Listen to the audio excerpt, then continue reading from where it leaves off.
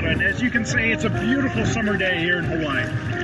It being summer, it means that the Sainte-Marie-aux-Mines show in France is about ready to go. So why don't you come with me right now? We'll hop on a plane, shoot out to France, and take a look at all the great minerals and fun stuff that we're going to see at Sainte-Marie-aux-Mines. Let's go. Choo-hoo!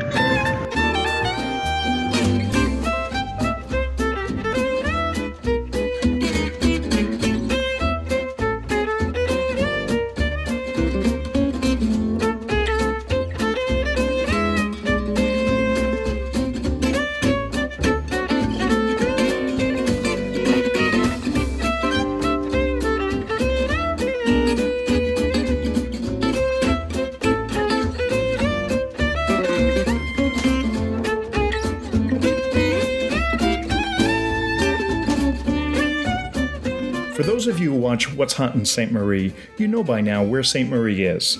For those of you new to the series, Sainte-Marie-aux-Mines is a small former mining town in the corner of France, near the German border. Typically, we fly into Paris, spend a few days enjoying the city and visiting the incredible mineral museums there, and then do the easy 5-hour drive into Ste Marie. This year, we decided to do things a little differently, and we flew into Frankfurt, Germany, instead, just because Frankfurt is a direct flight from just about any U.S. city. From Frankfurt, it typically takes a little over 3 hours to do the drive to Ste Marie, cutting 2 hours out of the drive from Paris. Many people also choose to fly into Basel, Switzerland, reducing their drive to about an hour and a half.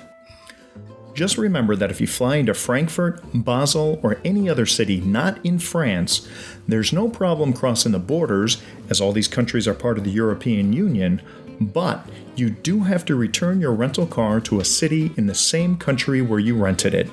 If you rent a car in one country and return it in another country, the price for the rental car takes a huge jump, making it a ridiculous proposition. Sainte-Marie-aux-Mines is in the Alsace region of France, which is also very famous for its incredible wines. While we've always enjoyed the cuisine here, we've never gone wine tasting, so we thought it was time to change that. Sainte-Marie is not only very well known for the mineral exhibits, but around Sainte-Marie we are in the Alsace region, and of course Alsace is very well known in France for its wine. And look at where we are right now. It's a beautiful place with hopefully really good wines, and I would like to introduce Ludovic and Sebastien Schwach from the Schwach vineyards, who are going to tell us more about where we are. So we are in Unavir. Okay. And what is the name of the specific place, Sebastien? So Rosacer. Rosacer. So Alsace, it's an Alsace wine, and then you have different parcels in the Alsace region, that's what it is? So Rosacer is a name for very specific... Lieu-dit. Lieu-dit, okay. Yes. In Alsace, we've got only 51 places like this, 51 Grand Cru. Okay. So Rosacer is one of the most famous Grand Cru for Riesling. And we are producing Riesling from Rosacer in the Schwach winery. So how many wines do you produce in your specific Schwarz vineyard? So Schwach vineyard is a family-owned winery. So really small by the size, but really big by the high quality of wines we produce and by the wide range of wines. We've got 35 different white wines on the list. Okay. We've got dry, medium dry, sparkling wines. That's my favorite. The speciality of the house is the sparkling wines. Maybe you will have the chance to have a tasting of sparkling. I hope so. And we of course have the late harvest. Late harvest is a specific wine from Alsace, which is sweet and with over an over ratio of sugar inside. Okay. So really specific from Alsace. What Sebastien was saying as well is that everything is done by hand. There's no machine. Everything is collected by hands in those vineyards that are between 60 years old to 100 years old for your specific grapes as well, which is kind of exceptional. And the wine really tastes good because they're so old as well, and the roots went deep inside the ground, and actually it makes it much better for that reason as well. Yes, I would like to add something. When we call something a terroir wine, so it comes from the soil. Wow. You have to get a rich soil. We have the soil, but you have to get a great exposure, a lot of sun. We have a lot of sun. We have a lot of sun. Yes. You know that in Alsace we've got less rain in average than in Toulouse. Wow. This is why the vineyards are growing here, because you have a lot of sun. I just want, Brian, we have to look at those fabulous grapes because we're in the months of June right now. They're beautiful. They're still obviously really green, but we have to look at them first, and hopefully maybe we can try some wine afterwards. Why not? Right? So I have a question for you. Quel est votre vin préféré d'Alsace ici, de votre production? What is your favorite wine from your own production? Riesling Rosacer. Riesling Rosacer. So we have to try this one. So his favorite one is the Riesling Rosacer, so we definitely have to try this one. This one has to be on the list. Let's go. Okay? All right, great. Thank you very much. Let's go. C'est parti. Alors du coup, vous allez nous faire goûter quelques vins, plusieurs vins différents, je pense. Je pense qu'après l'avoir vu, bien marché, maintenant il faut bien boire. vu, il va falloir Il faut essayer ça. déguster un peu tout ça. Super. C'est parti. So Ludovic, I think we might try some different wines after seeing the vineyards. So probably 3-4 different wines. Why not 5? Okay, Let's go for 5. All right. Let's go. I suggest we start with sparkling wines. Okay. That's always worked by me. The speciality of the house. Perfect. I like to hear that. The first will be 100% Chardonnay. Okay, all right. A really dry crema. All right, that works. Whoa.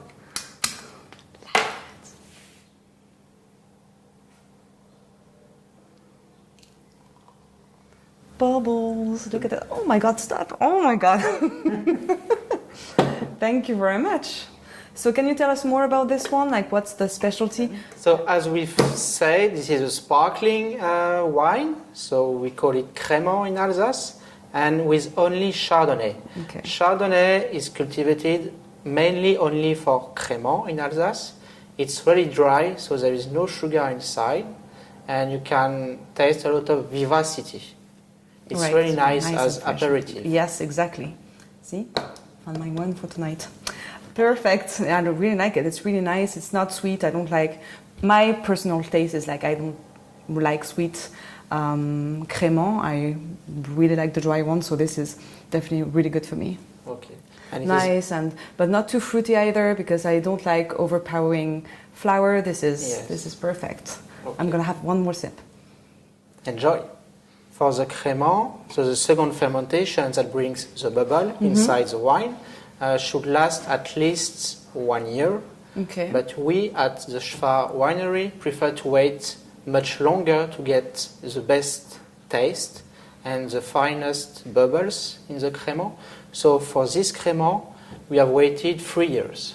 Oh wow, okay. So this was harvested in 2012, but we enjoy it just now in 2018. That's actually a question that I have. You know, I don't know much about wine, but why don't you have the year of the vintage? Of the vintage for all the bubbly wine. Why you have the year of the vintage for the other wines? Why is that? Yes, in Alsace for the sparkling wines we almost never put the vintage. Right, okay. It's usually we never put the vintage. Okay.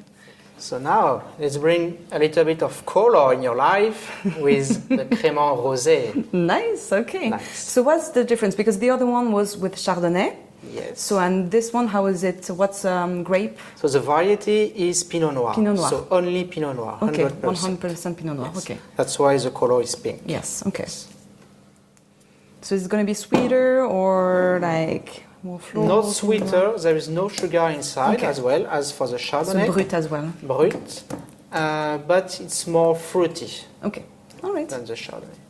So rosé comes from Pinot Noir, and Pinot Noir represents only 5% of the total vineyards in Alsace. So it's not quite common, yes. Okay. And do you make the regular Pinot Noir wine as well? Not only the Crémant, I guess, with the Pinot Noir? Yes, we make regular Pinot Noir, and we will have a tasting of the red wine just after. All right, that works.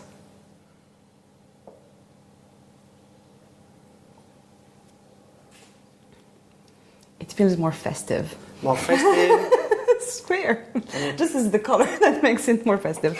I like it. It's and really do you recognize the fruity notes? Yes. It's still dry, as you said. It's still dry, but like more flower, and it's more festive. Red fruit as well as strawberries. Okay, let me try again.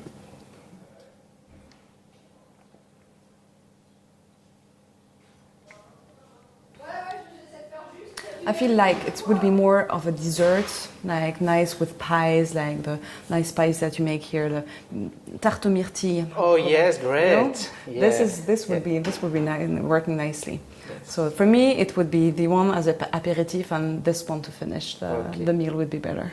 And one thing that we can do with the Chardonnay, so the first Crémant we've tried, is to pair it with fish, for example. Oh, right. Yes, that works. Crémant is really, really good with fish pairing. You have to try. It's fine with me. I can drink bubble with anything. Anything, so it's fine. So now, as we just said Pinot Noir. Previously, we will have the Pinot Noir. So it's Pinot Noir with an oak barrel élevage for 1 year. That's what it says. It fût de chêne. That means that it's you put it in the oak. In oak barrel. Yes. For 1 year. For 12 months. 12 months. Okay. Yes. Yeah. So new bottle, new glass. Feel very special. Pinot Noir in Alsace. It's really fruity, really fresh. We like it young. But when we put it in oak barrel, like for 2015, which was a very, very good year for red wines, that's why we've put it in oak barrel, you've got a bit more tannins. Okay. It's still fruity, but with tannins. It's really soft. It's very light in color. It's very light. Yeah, this is red. This is a normal color for the red Pinot Noir. Yeah, exactly.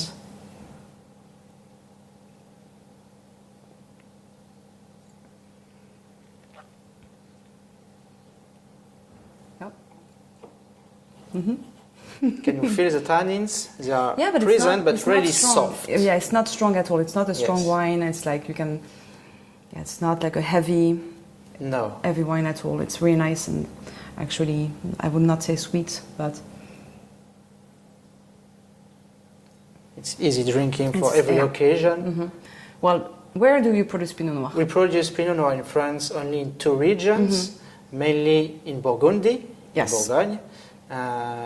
And in Alsace. In Alsace, exactly. Yes, this is the only 2 regions producing Pinot Noir in France. Because in south and the west of France, there is no Pinot Noir at all. No. I hope you enjoyed our walk in the vineyards. Oh, yes. Do you remember the name of the place we were? No, because it's kind of like, you know, the words here are really like German sounding to me, and I'm not like familiar with those. So I'm sorry, you're not in Germany, you are in Alsace. Okay, all right, okay. Fair enough. So we were in the Rosaquer. Rosaquer. So this is the name of the Grand Cru from une navire. Okay. So now we will taste what's in the glass. All right. Rosaquer. So now we're back to white wines, because again you don't have a lot of like red wine in Alsace, right? No. So this one Riesling. So we go back to Riesling. Okay. Riesling is the name of the grapes variety. Rosaquer from the place. And as it is a Grand Cru, we've got a grand bottle. A big long bottle. Okay. Yes.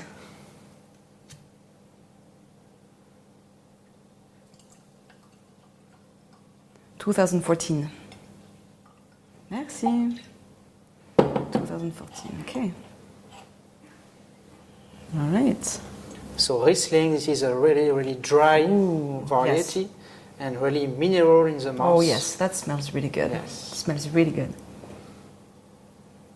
I like that. Just the smell of it.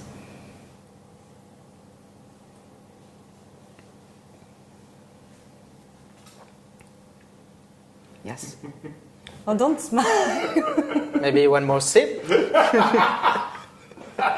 It's really good. I have to say, it's gonna be like even better. Like each time I drink another glass, I'm sure. So, Actually, except for the bubbles, that's my favorite after the. It was the Crément, the Chardonnay. yes. This And is my the favorite. Riesling This one. Rosaker. Yeah. Okay. Yes. So Rosaker is one of the most famous places in Alsace, in the whole region, for Riesling. Because Okay. of the soil, So what of is the it? exposure, Yes. of the sun. This is one of the best places for Riesling. And you can pair it with food like fish. Fish, If yes, you definitely drink with it with fish. fish, it's really, really And perfect. crustaceous and things like that. Yeah. And we can enjoy it now, so it's young, 2014, but you can wait 10 or 15 years and it will get much, much better. Really, that's Even actually much better. okay. Okay, I'm surprised because like white wine, I didn't know that white wine from Alsace would keep that long.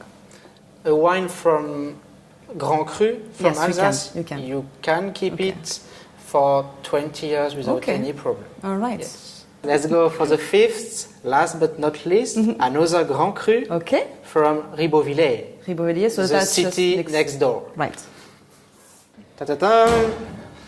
Here That's we a go. Gewürz. A Gewürztraminer, Okay. Osterberg. All right.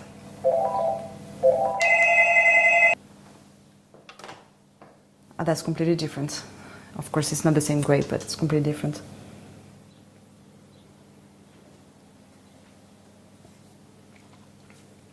Flower. Oh my God. Wow, flower in my mouth. Yes. It's truly flowers. Wow, Gewürz is completely different from Riesling. It's like completely nothing. Like we had like such a nice dry wine, and now they have like this bouquet of flower. They're like crazy. Are you a wine specialist? No, but it's like flower. You cannot like.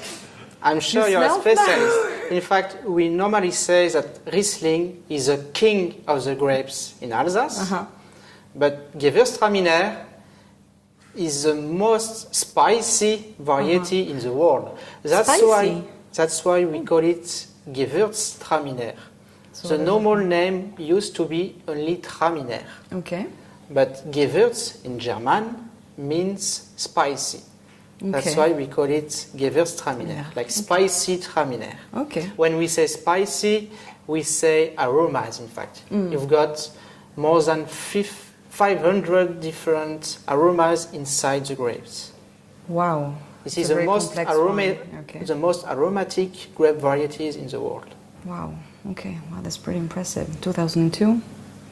So this is, of course, sweetest Yes, it's much sweeter. than Much sweeter. the Riesling, Yes.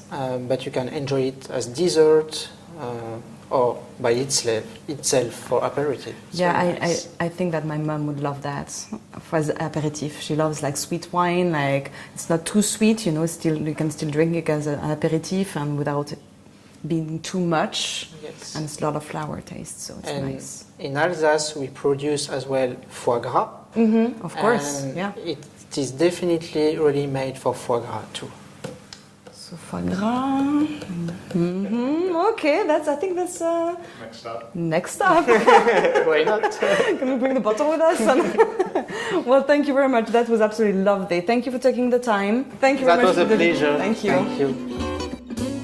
So, with our bellies and heads full of excellent wine, we decide to make one more quick detour and visit the French town of Strasbourg.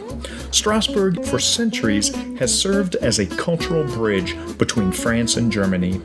Not only is the city center of Strasbourg a UNESCO World Heritage Site, Strasbourg is also home of the second largest university in France, the aptly named University of Strasbourg, which is also our second destination this afternoon. Brian, so I'm just standing in front of this door. Behind me, there's the Mineralogy Museum of the University of Strasbourg, only 40 minutes away from Sainte-Marie, and I think they have beautiful treasures inside, so I'm really excited to discover this museum just right behind this door.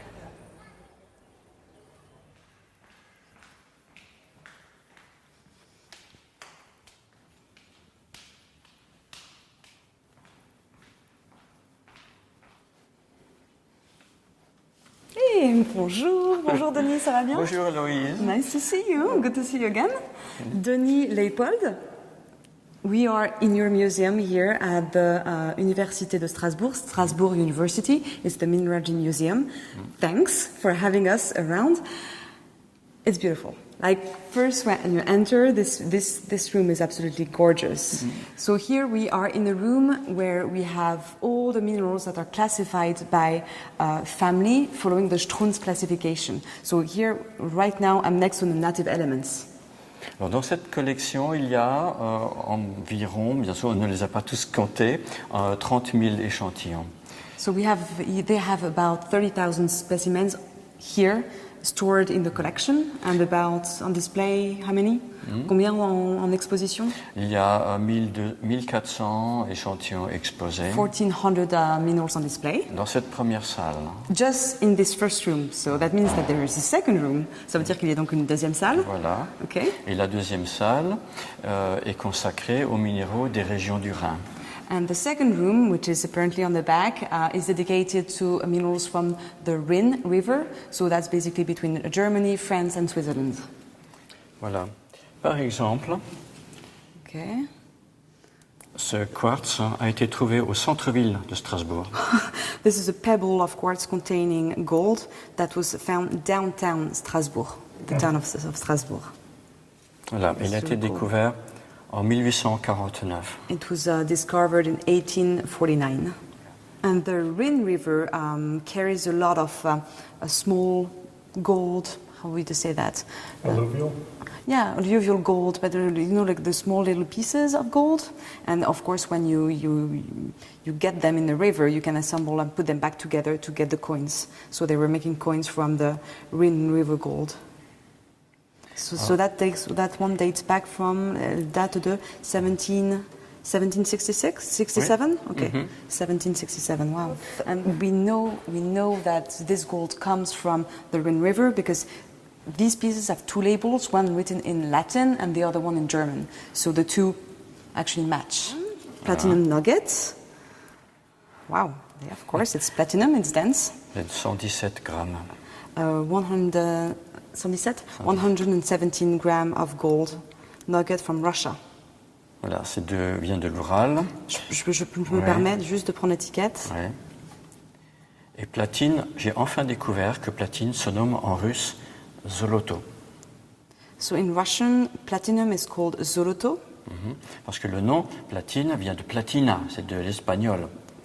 Platinum comes from platina, from the Spanish. Plata, c'est de l'argent. Plata is silver.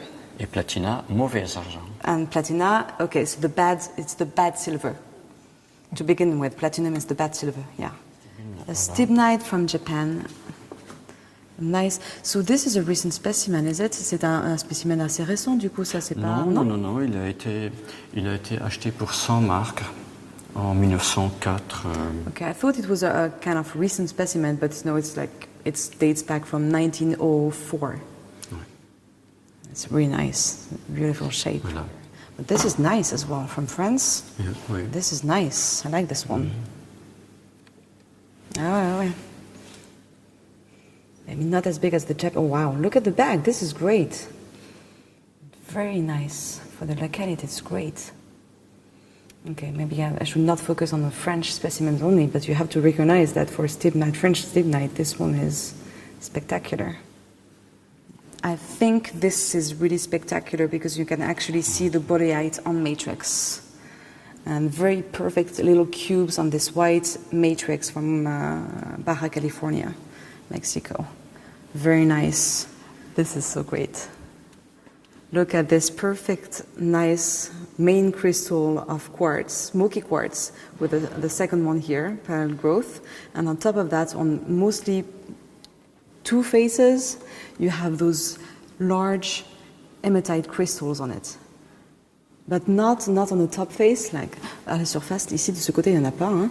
On the top, there is no crystal, just like on one side. It's really spectacular, and the quartz is really nice quality. Look at that. It's perfect in shape, in color, translucent. The hematite is really shining and really impressive.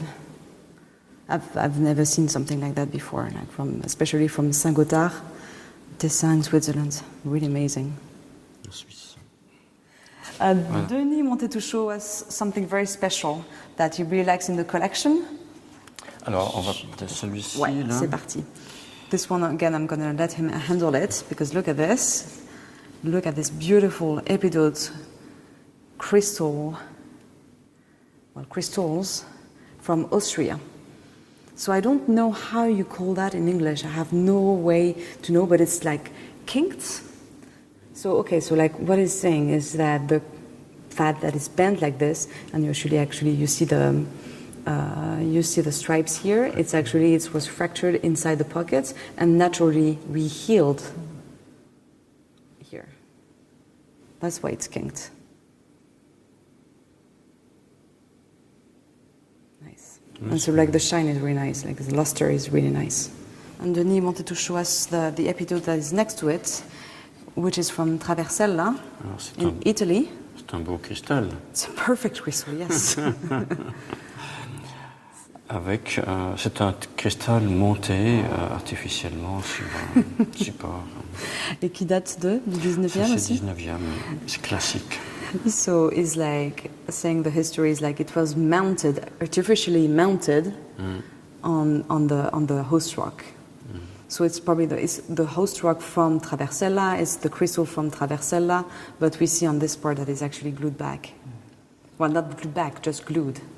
C'était des habitudes du 19e siècle. It was very, very popular on the 19th century to actually like take pieces that kind of go together because it's from the same locality. We know it comes from this host rock, so why not put them back together like this? So this is the second room, right? So how is it arranged? Comment ça marche ici? Alors ça marche d'abord avec Wagner. Wagner. Le compositeur Wagner, avec l'or du Rhin, la tétralogie de Wagner. Okay, so that's very special. So this room is arranged along the tetralogy of Wagner, the musician. Tell us more. Où une partie est consacrée à l'or du Rhin. Because one part is dedicated to the gold from the Rhine River. Alors, We are in Sainte-Marie, well, we are in Strasbourg, but very close to Sainte-Marie. And I think what Denis wants to show us is something coming from Sainte-Marie, quelque part right. And I have to say, I'm really jealous because we have some at the School of Mines, but this one is really amazing, really, truly amazing. And actually, the one I like the most is this one. Yeah. Because it's like on matrix with all those quartz crystal here, so it's really fun. A piece of furniture that dates back from 19th century again, I guess, mid-19th century. 1890. 1890, exactly. Ce meuble. Voilà. A few drawers with amazing specimens, not mineral specimens, but crystallographic models by Kranz. This is one series that contains about 672 specimens. 1864 et il y a From 675. Okay, sorry. So they have 675 mineral crystallographic models in this series done by Kranz in 1864? In 1864, oui. In 1864. This remains one of the most complete Kranz collection in the world, if not the most complete. So it's really exceptional. Extras. That's the extras, just in case some go missing. You know, they have like doubles of the main series. Celle-ci Oh, wow. est très jolie aussi. Look at this. So again, it's not the same wood. This Système one. cubique. Là. C'était génial avec le chiffre dessus comme ça. C'est cool. Hein? Ah si. Alors ça sont les modèles, les marques. The twins. Twins. Ouais. Cyclic twins. Yay. Love twins. So, you know, the Kranz did a lot of series of crystal models, and they bought one of this series. But I think that Denis will show us something very special that was made just for the school here, for the university. So we're coming back from the German, Swiss, and French collection, and now next to the next room, Next room. Next room, here, okay. So Groth wanted this collection. Groth is the person who founded the Mineralogy collection here in Strasbourg. So there was a catalogue of crystallographic model that was done by Groth but edited by Krantz. Okay. And they have the Groth collection, but the large crystal models.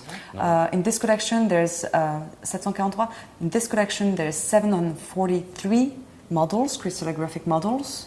Mais ici, il y en a 960. But here they have 960. How come? Pourquoi?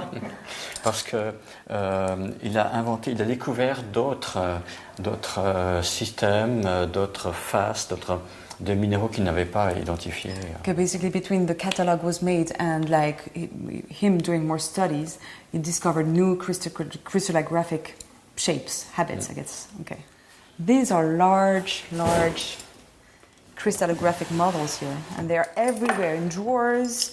These are so beautiful, and I'm going to put that Université de Strasbourg, and all the marks. Je me permets. Oui, bien sûr. All the marks are from origin.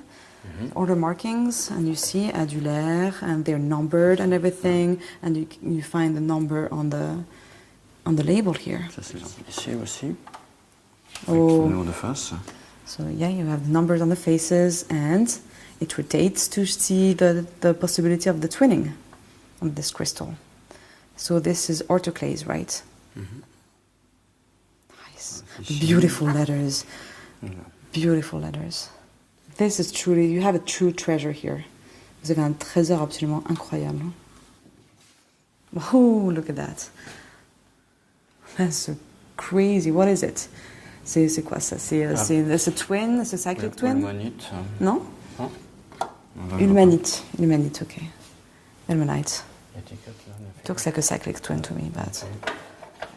You know, what people don't realize is like, okay, you have things that museums put on display, but behind the scenes you have really real treasure, like heritage. This is really French, German heritage that you see here. Not one. I knew that you had a great collection of crystallographic models. I was not expecting to see that. This is really, truly awesome. Really. Denis, I took a lot of your time. Thank you very much. Merci beaucoup. Je te remercie. Et puis bon, on se voit à Sainte-Marie. We will see each other in Sainte-Marie-aux-Mines for the prestige exhibit, because I know that you have very nice minerals on display there. Thank you very much. Merci beaucoup. Ciao. We are in Sainte-Marie, back in Sainte-Marie for the first day of the show here on the steps of the theater as usual. And see, I'm not wearing the shirt anymore, so it's going to be Christophe's turn to actually... My turn now. continue the interviews. And by the way, talking about interviews, I wanted this year to speak with Eloïse, that everybody knows as Dr. Eloïse Gaillou from the Mines Paris Tech, the famous Paris museum known also as École des Mines. And everybody knows that Eloïse was before at the Smithsonian Museum, then at the Carnegie Institution, and then associate curator at the Los Angeles. And you came back in 2015 to take care of the collection at the École des Mines. So, Eloïse, we have 3 major museums in Paris. What makes your museum different than the Sorbonne Museum or the Natural History Museum of Cristiano Ferraris? But I think we're very lucky in Paris because we have 3 collections. So put together, I think we're probably the best collection in the world. And our purpose are completely different. So you have the Natural History Museum that is it's the old Cabinet de Curiosité, so that's the cabinet, the old curiosity cabinet of King Louis XIV. And now they have a purpose that is more about education. The Sorbonne collection is all about aesthetics. It's beautiful, you have to go there as well because you enter the museum, everything is shiny and pretty. And our museum was constituted in the first place under King Louis XVI, and the purpose was really to collect everything coming from the earth, all possible natural resources. And really we're linked to the mining industry.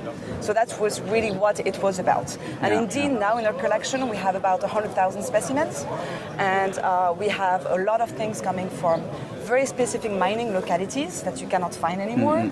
And we developed several collections. So we have the locality collections, we have the type collection, so probably one of the best type collection in the world. We have the systematic collection, and that's actually how in the museum the collection is offered to the public. We have a research collection, so people can actually come and do research on our minerals. And we have the museology, so that's the big, amazing pieces that we're very well known for. Like we're not in a natural history museum, so from the outside we're a school. So when you walk in the streets, you don't really realize that there's actually a museum inside. There's only a little thing outside that says, okay, we have a mineralogy museum here. So you kind of have to defy your fear and enter the school, and then we have a welcome center that's going to direct you to the second floor. But you have some signs in the street, for the last, but it's new, I saw it last time when I came. It's still very discreet, like you have kind of know about it. And right now, one of the challenges for me is to make people understand the value of such a collection, and I'm not talking only for my collection, but I'm talking for all university collection, museum collections, because we have in drawers things that have been mined over 200 years ago. Those mines are closed. Those mines we will not be able to go back there and extract some more. So we have precious resources. We have pieces that used to belong to famous mineralogists that have been examined, that have been done research on. So those things need to be preserved, And even for the meteorites collections, that's the same thing. We have things that have been there for over 200 years that you cannot find on the market. So basically, it's make people understand that things there in those collections, they need to be preserved and they need to be enhanced through exhibits and being able to talk about those things. So that's really what we want to do. Of course, again, when you want to see the museums, you will see it's amazing, beautiful collection with plenty of minerals. It's great. You can see a lot of passion when Elo is talking about the museum. I repeat every year, you have to come in Sainte-Marie-aux-Mines because just for the show, it's one of the best shows in the world, but also you can do a stop in Paris 1 day, 2 days, because it's worth it. There is 3 major museums in Paris, and you can do just a mineralogical trip visiting this museum and then coming to Sainte-Marie-aux-Mines. And also in Sainte-Marie-aux-Mines, there is a lot of mines that you can visit. So come to Paris, come to Sainte-Marie. The show is only, 250 miles from Paris, so it's very easy, and you will really enjoy. And the wine and the food and all the atmosphere. So thank you, Eloïse. Now we have to see something new that come from France. There is a new find of great fluorite, so I want to bring you there, Brian, to make an over interview. Great, I want to look at some rocks as well. Let's go, let's do it. Salut Sylvain. Salut Christophe. Comment ça va? Ça me fait plaisir de te voir. Brian, I am again with Sylvain. He was, I think, in the last 2 What's Hot in Ste Marie, because Sylvain is a really strong French prospector trying to find some new pieces year after year. So Sylvain, tell me a little more about this new fluorite, who are very similar to Marsange, but you told me it's not from Marsange actually. No.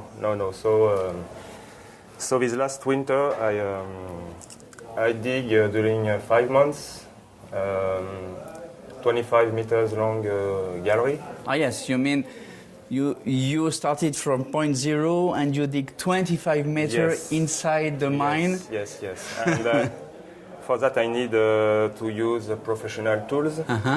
And I was lucky to find many pockets. Maybe I can take one so we can see better. So we have some colorless fluorite. Sometimes Jamie. And lighty blue sometimes too. And in general, the second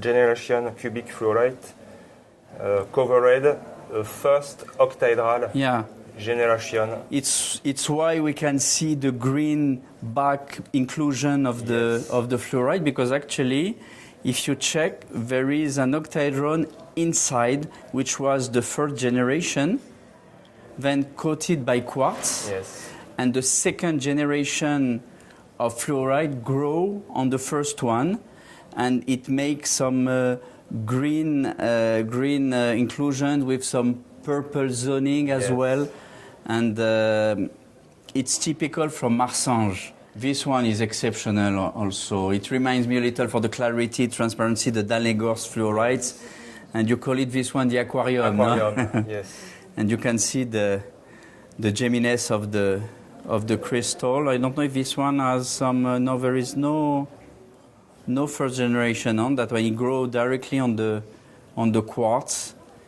and you can see the quality and the transparency of the fluoride. I like this one too because you have the contrast. You did not clean the quartz on this one, no? And it makes I let the iron oxide on the quartz. Lovely piece with some separate crystals on the quartz. And check the back. You see the first generation again of fluoride. On this specimen, we see the classic crystallization of the second generation cubic fluorite covered on the quartz on the first octahedral generation of fluorite. Yeah, and look at that piece again. It reminds the Dalnegorsk with the separate transparent crystals. And from Praclo, it's a major find. It has been years we didn't see any significant pieces like this one, and he did really a great discovery. And what is nice with Sylvían is that year after year, he's trying to bring some new pieces from the source, and as a French prospector, is really one of the best. I want to show this one also because I really like it. So this one, it's just the first generation, and coated by quartz. Half of the crystal is fully covered, and the other half is just partly covered. And it's just the first generation, so we have the octahedron. This kind of specimen are very rare. Rare, yeah. Rare, because all the time the quartz covered all the octahedron. Yes, and that one was just half covered, so it's very interesting. So thank you, Sylvían. Yes. Because I don't know if people realize the strong work that you do to be able to find such a pocket, because 5 meter, a tunnel of 5 meter in the mine, I can tell you it's a very, very hard job to do. So congratulations. Thank you. Salut Federico, comment ça va? Hello Christophe, how are you? I am with Federico Pezzotta, Dr. Pezzotta actually. Everybody knows him as the curator of the Natural History Museum in Milano. Everybody knows him also as the one of the best lab preparation for the minerals for over 20 years now? Yeah, close to 20 years of experience. Yeah. Okay. Yeah. But maybe what people don't know is that Federico is also involved in the mining, and especially in Madagascar. And I met him a few days ago in Sainte-Marie, and he told me that he has something new from Madagascar to show us. He's working in the pegmatites, so I guess it's new tourmaline from Madagascar now. Yeah, I have something new actually. I'm happy because after close to over 20 years in which I tried to find some tourmaline from Madagascar, and at the beginning of my experience there, I was finding everything except for tourmaline. So at the end, I worked specifically on some localities, and so at the end, I'm collecting something. Nothing crazy, but interesting stuff. Maybe I can show you. Yes, of course, of course. This is a classic tourmaline from Madagascar. It's what I wanted to tell you, because it reminds me the old tourmaline that we were finding in the 80s or even before. Even before, from Anjana Bonoon. Yes, no? actually this is Anjana bonoina. Anjana bonoina is the most famous pegmatite in Madagascar. It kept a long time to try to understand for the shape of the veins, the distribution of the mineralization. Actually, Anjana bonoina for me it was a passion for many years. I spent a lot of energy finding nothing. Some rare stuff of scientific interest, and recently we were a little bit lucky. We found a few things. Yeah. But so what you mean is that this piece from Anjana Bonoon, it's a new piece. It's a new piece. You are mining there again, and you found. Yeah, it's making small operation, but so I don't know if you can see the colors inside, which are typical for Anjana bonoina. Actually, this is the classic material which produced in the past the famous slices with multicolor and so on. And the good point is that mining with some more education than in the past, the pieces are coming out perfect, undamaged. So there is not even a ding. Because in the past, this kind of material, when found, was put in the rough, people for collecting purposes was taking out the stones from the rough bags, and they were full of chips and damages. But this is in perfect shape. What you are telling us, it's really a major information. I mean, people are waiting for new pieces from Anjana Bonoon for decades. You are showing us something from Anjana Bonoon that it means it's again producing. It's not just a new find. It's not just one information. It is an exceptional information. It means that we're going to see again on the market some tourmaline from Anjana Bonoon. This is huge, actually. I hope we will be lucky again in the future. But we are on the good way. This piece is really just washed from the kaolin. So this is typical actually from Anjana bonoina. And here on the bottom it is completely recrystallized. Recrystallized. So the piece was found completely loose in the clay, and it is fine. So it's a good example, and I am happy about it. Some people are complaining about the increase of the prices of the mineral specimen, but what people must understand is that because of this increase of the prices, now we are able to save again some specimens for the collection. Because if not, all the species would go just for the rough, for the cutting. And because of this increase, so in one way, the increase of the prices helps us also to find some specimens, exactly as in Tanzania. Decades ago, it was impossible to have a decent crystal of Tanzanite because everything was going to the cutting. But because of the increase of the prices, more and more crystals are saved as specimens, and more money is involved in the market, so we can finance some works. And this is the typical example of now we can have again some specimens for the collection. And indeed, to get a crystal in such perfect condition, you must be active exactly on the front of the excavation, because right at the front, right in the first moment in which the miner see the crystal, he start a procedure of saving the crystal without damaging it. So working with wood tools, putting immediately when collected in safe in a right bag, and this actually was the teaching I did with the local miners for years and years and years. It was a very big step these people did. When I realized that actually they were able to collect in this shape, I said, wow, finally, you understand.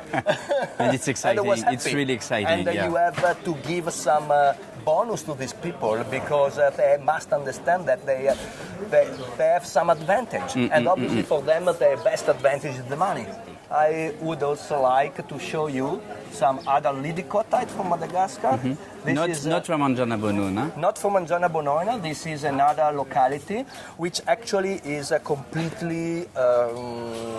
It was never reported in the previous literature. The locality is in the Tsitundruina area, so quite far from Anjana Bonoina, on the southwestern highlands of Madagascar. Is a very remote area, and also in this place I spent a lot of time trying to teach to the miner, and also in this case there is some satisfaction, because at the end there are some nice group of lidicota. The quality is not the quality of Anjana Bonoina, but it is quite nice. And if you see here, this group of crystals, lidicotite crystals of dark red color, actually are ometrics. Yeah. And what is this matrix? matrix is chalcedony, and like this group of crystals, look the geometry of this piece. Yes. Yes, I really like it. Yeah, it's fantastic. Yeah, and these crystals, when found, they were completely covered by a chalcedony crust. Okay, So you at mean the end, it was totally covered by the totally covered. They were totally white, and so a totally different situation than Anjana Bonoina. And so the careful work in the lab was to clean out every detail from the surface in order not to damage the crystals and to leave the natural luster of the brightness of the brightness. So yeah, we have the perfect example of, because of the lab, what we can do.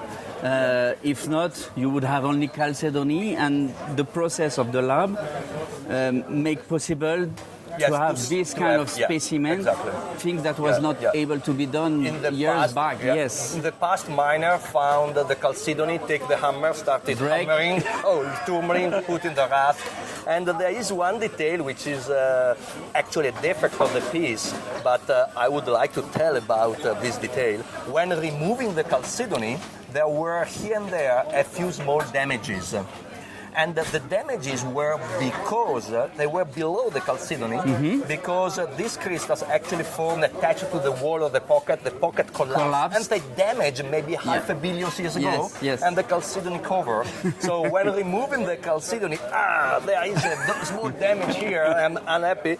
And so for this reason, on this piece, there are some restoration. Tiny restoration, I can see a very small one there. Yes. Yeah, okay. And in the lab, we prepared a map in which you can orient the piece, and you can see here reported the traces of the tiny restoration in order to provide to the collector for a document in which he will have a certification of what was done on the piece, and this is a correct disclosure. Yes. Of course, the map, the restoration map, is a good document. It's a good document to keep, also to know exactly what has been done at the lab. And thank you very much, Federico. The quality of the specimen you showed us is really impressive. And the big news is the starting again of Anjana Bonoon. It's fantastic because we can hope. It's finding again. Yes. Because there are 20 years that I was trying to do something. But so maybe I was not working the right way. But okay, we were lucky. We found something. Can we hope to see some pieces in Munich or at the Tucson show? Do you think? I really hope to have some chance. Okay. Yeah. Thank you very much, Federico. It was a pleasure, and thank you for showing us these fantastic pieces. Ouais, ça va, Eric? Oui, très bien. Et toi? Ça fait plaisir de te voir. Oui, de même. Hein, c'est bien de venir ici. J'aime bien l'ambiance et tout ça. C'est mieux dans un sens que les shows aux États-Unis. Can you hear his French? It's just perfect. I thought that Eric was from United States. Well, he is from United States, but your French accent is just perfect. Well, so, Eric, what is the story? Because you are French, actually. You speak French. Yes. Maybe better than me. Well, maybe not. But I was born in France and raised until middle of my high school days, and French parents. My mother is of Catalonian descent, but so Spanish. Yeah. So lived in France for a long time and went to French schools, and then went to the United States as a young adult to the university. University, and I've been there ever since. And it's been nice to always come back and visit the family. I have some family coming in on Saturday. And Okay, great. Yeah. And you stay in Hawaii. Yes. So I've been there now 40 years this year. So it's been a while. I've grown old in Hawaii, you know. So Brian told me that you're going to be the new host for the What's Hot in Ste Marie. Well, apparently Brian has a way of getting people to help out. So, but it's great fun. Welcome in the team. Oui, merci bien. Et puis on va aller voir un petit peu s'il y a des nouvelles choses, à some voir. new finds to show to the What's Hot. Yep, very good. Okay. Welcome, Eric. Okay, thank you.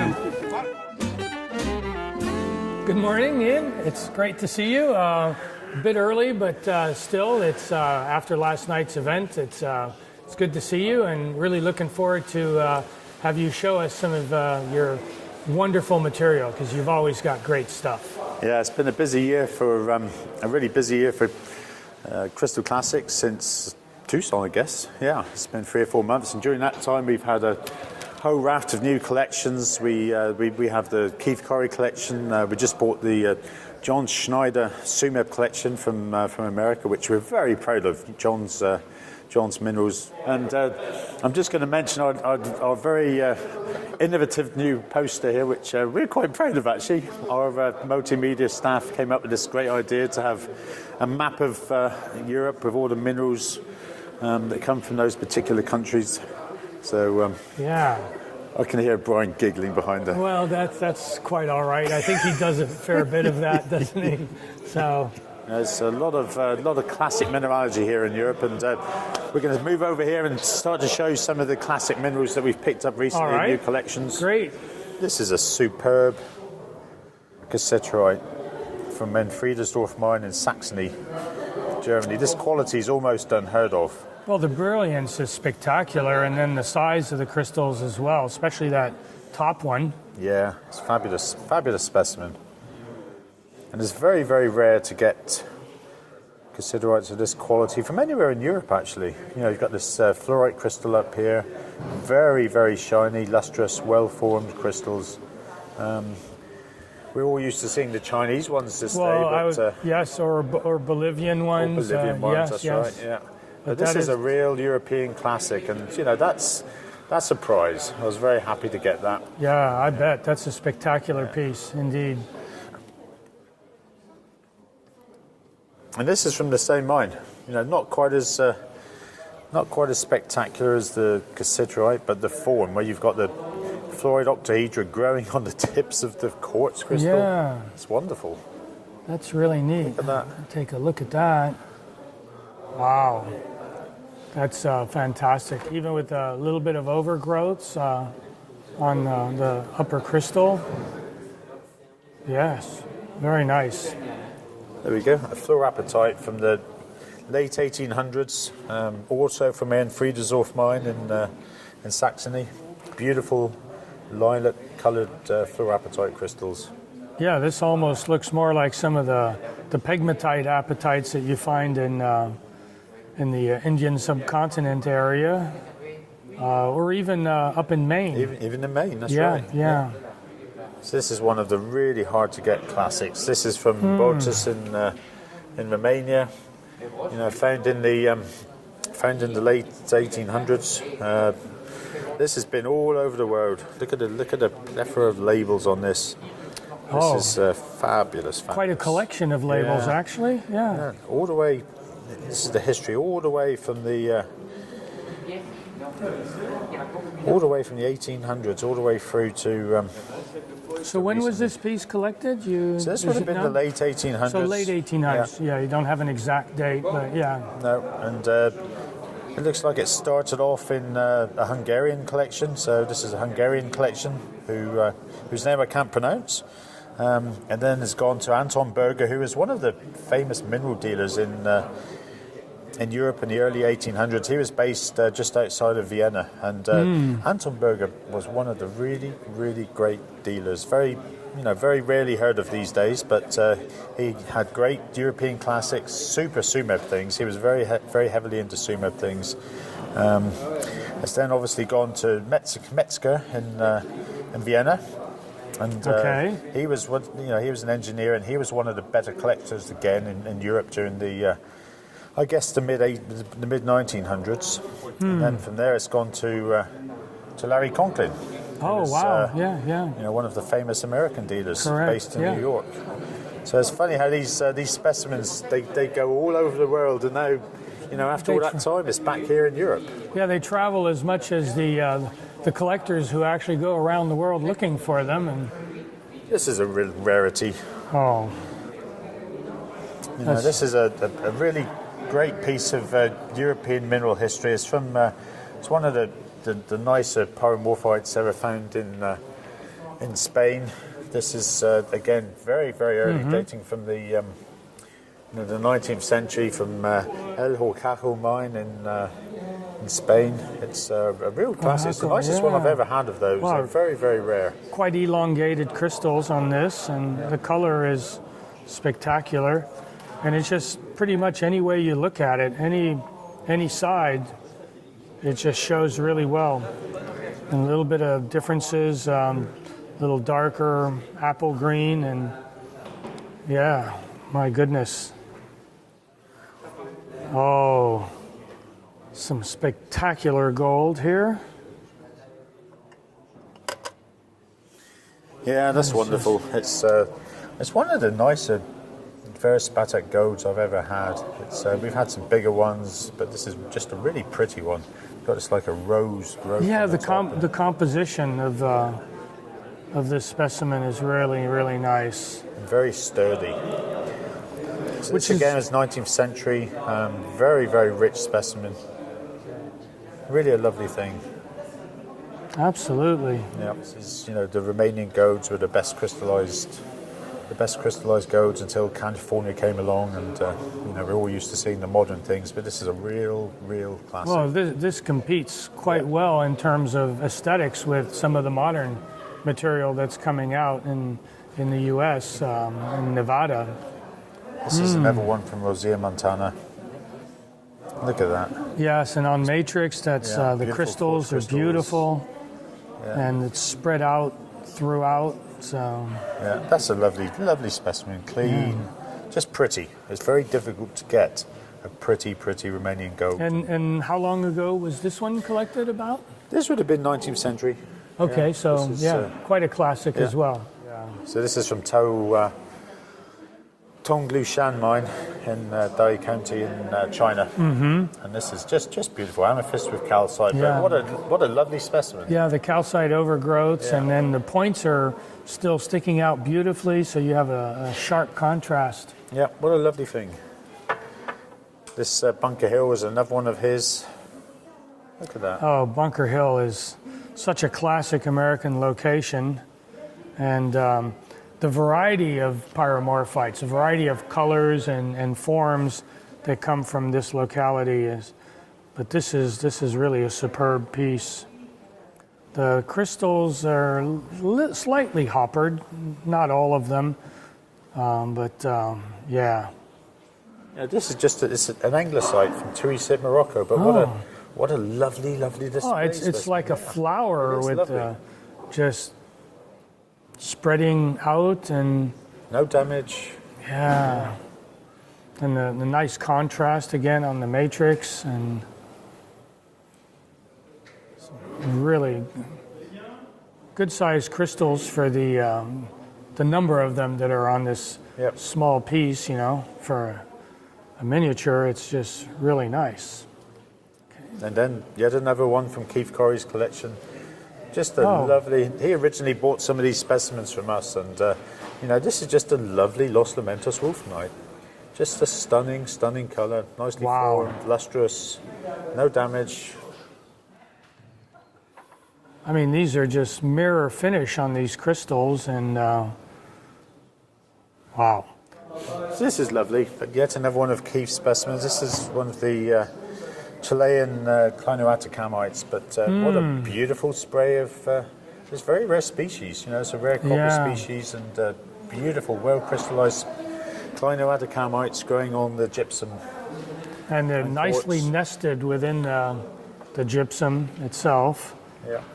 And it's quite a beautiful spray indeed. For fluorite collectors. Really deep color. And then, exactly, I was just going to say this deep yellow orange is particularly sought after by collectors. And again, it's another one of these where not too many of the classic ones come out very often, and they're still getting a few things out of there, but nothing of this quality. No, we're really proud of this with the depth of the colour and the lustre. Beautiful specimen. This is another great example of one mine producing wonderful specimens, and for me, one of the real great mineral occurrences that ever happened in the world of mineralogy is the copper arsenate suite that came out of Real Gorland and Real Unity, all one vein system during the early to late 1800s, and it's very rare to see together three such lovely specimens. You have the rockonite, which is one of the most sought after species from Cornwall. You have a livenite. This is a real classic because they always grew on the quartz crystals. Oh yeah. So they were always cementing the quartz breccia. Of course. You can see the form of the quartz underneath. Yeah. Oh, absolutely. Yes. And you can see a little quartz crystal here that really illustrates that aspect. I mean, I'm mostly familiar with the olivinites from Nevada, from Majuba, but these are pretty amazing, and that area has been mined for centuries. Yeah, for millennia. Yeah, it's an incredible area. All right. And then one of the really hard ones to get is clinoclase. The clinoclase, so you have the clinoclase, and you can see the little roconites growing on the clinoclase. So three very, very rare copper arsenate minerals, all from the same mine. Started off with Robert Weir Fox, which would have been way back in the 1700s. So Robert Weir Fox had the specimen, and then Sir Arthur Russell, who was one of the premier English collectors in the mid-1900s, acquired the Robert Weir Fox collection, and this is Sir Arthur Russell's writing here. Yeah, seeing all these old labels is always amazing. The history of the pieces is almost as important to me as just the aesthetic value or rarity of the piece itself. Yeah, it's incredible. And, a lot of people don't realize the importance of older labels. And you see too many people who, whenever they acquire a specimen, get rid of the old label and put their own. Yep. But this is quite it's the lineage, basically. Yeah, it really is. It's a real pedigree. So, Robert Weir Fox, and then it's gone to Boubet.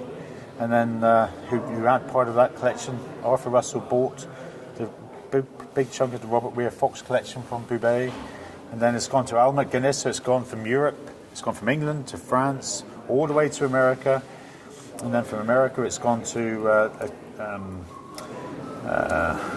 actually then it went to Nick Carruth, who was a dealer in Cornwall, England, who sold it to Glenconnick. Nick Carruth had it again at a later stage, perhaps 20 years ago, and then it was sold to a collector in Austria, and then it's come to us. So this specimen's gone all over the world. It's really incredible to see. Yes, sure is. And it's so nice to have such a long history kept with the specimen. Now let's take a trek up the stairs. All right. Let's see what carnage we can find there after last night. All right, after last night, yes. Hey. And at Ste Marie, it's always wonderful to see. We have collectors from all over the world come here. We have Americans, Australians, Chinese, all over the world. And Dimitri's one of the top collectors in Russia. And he comes down every year to raid the riches of Ste Marie. And those days are finished now because he's just had a son. So no more collecting for him. At least for the next 20 years. This is some of the best from the Wolfie Pocket in. Oh, okay. in This is Rogerly. the one you've Yeah. recently opened.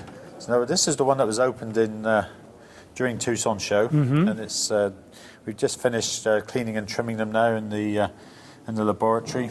So these are wonderful. You know, they're nearly all super gemmy. And there's a lot of penetration twins as well, I see, Yeah, yeah. which is fairly classic in this locality. Gosh, the clarity of these crystals is pretty amazing as well. Yeah, very rare for Rogerly to get such a coverage of really gemmy crystals. You know, the luster's wonderful, the colour's wonderful. We're really proud of, you know, part of the Wolfie Pocket was some of the best that the mine's ever produced. Yeah, even some of the smaller ones, you know, they just have just wonderful gemmy. Look at this huge twin right on the top here. Oh, Look yeah. at the colour of that thing. It's lovely. Yeah, so you took over the Rogerly not that long ago, actually. Yeah, it's over a year now. Yeah. Yeah, over a year. And you've already been quite busy and have produced a lot of excellent specimens since you've been operating the mine. Yeah, we've taken a different approach to it now. We're mining different areas, and so far we've done fairly well. We're very very pleased with it. This is something exceptional. Oh my God. That is a very fine pyromorphite. Yeah. One of the really rarest of the European pyromorphites. That's from Bad Ems. Oh, it is. It's a German piece, yeah. Germany. Just fabulous, fabulous, fabulous. And God, the size of those crystals and the luster. I mean, I've seen specimens from there. I was hesitant to say anything because of the quality. A lot of them are much duller than that usually. Yeah, and that's look at the zoning on them. Yeah, absolutely. Yeah, and this one's even doubly terminated. And look at the size of that. That's almost an inch long. Yeah, Yes, yeah. yes. Yeah, that's a real European mineral treasure. What a wonderful, wonderful thing. And is this an old piece as well, I would imagine? Yeah, 19th century. Yeah, but just superb. Yeah. So rare to get it on the snow white quartz like that. Yeah. Wonderful, wonderful, wonderful. My God. This is a lovely, lovely polar mine barite. And I'm very proud of this specimen in particular because, you know, the Germans, being the Germans, produce that amazing calendar every year with the models underground in the mine, the naked models underground in the mine, with the mineral specimen and the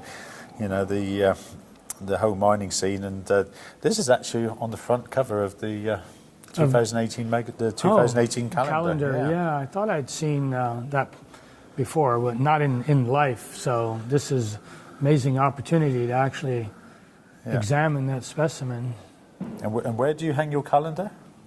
Well, there's a private room where I keep all my minerals, and I think that's a good place for that particular calendar, probably. That's about it for Ste Marie, really. We're really looking forward to Brian coming over in a few weeks. He's coming over to England to do some filming at the mine.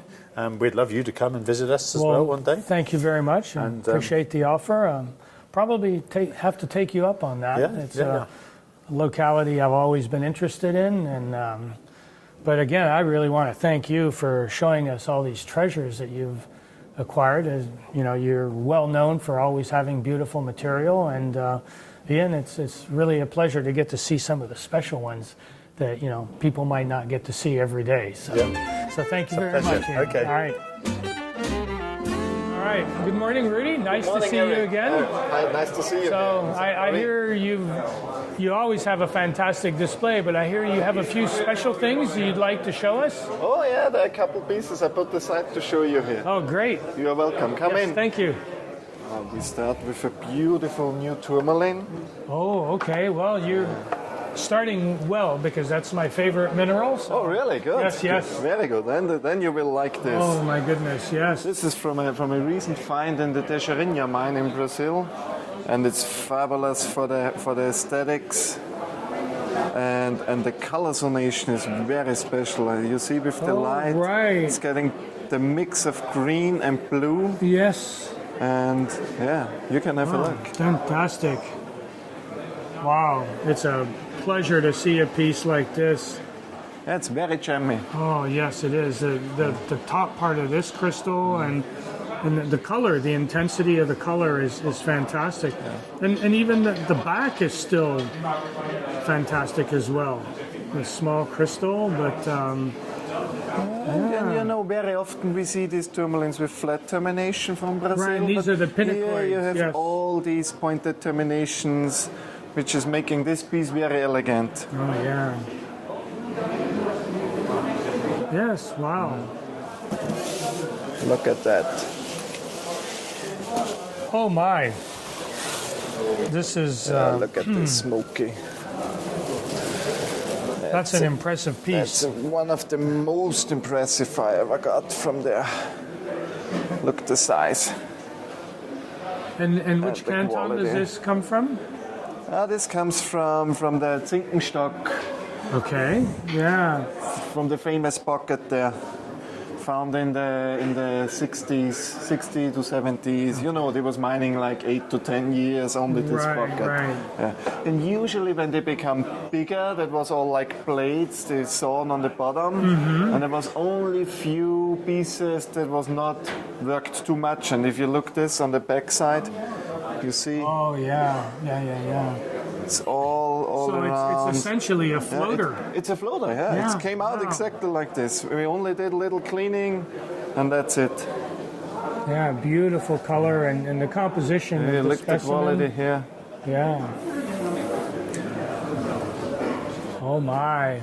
Oh, the Clevelandite and the brilliance of the Clevelandite and the heart shape on the, if you look at the crystal nice from the that top. You see, because that was also what I thinking. The heart shape is very rare and makes the piece very elegant. Often with the flat termination, they get the appearance a little blocky or whatever, but this is very elegant.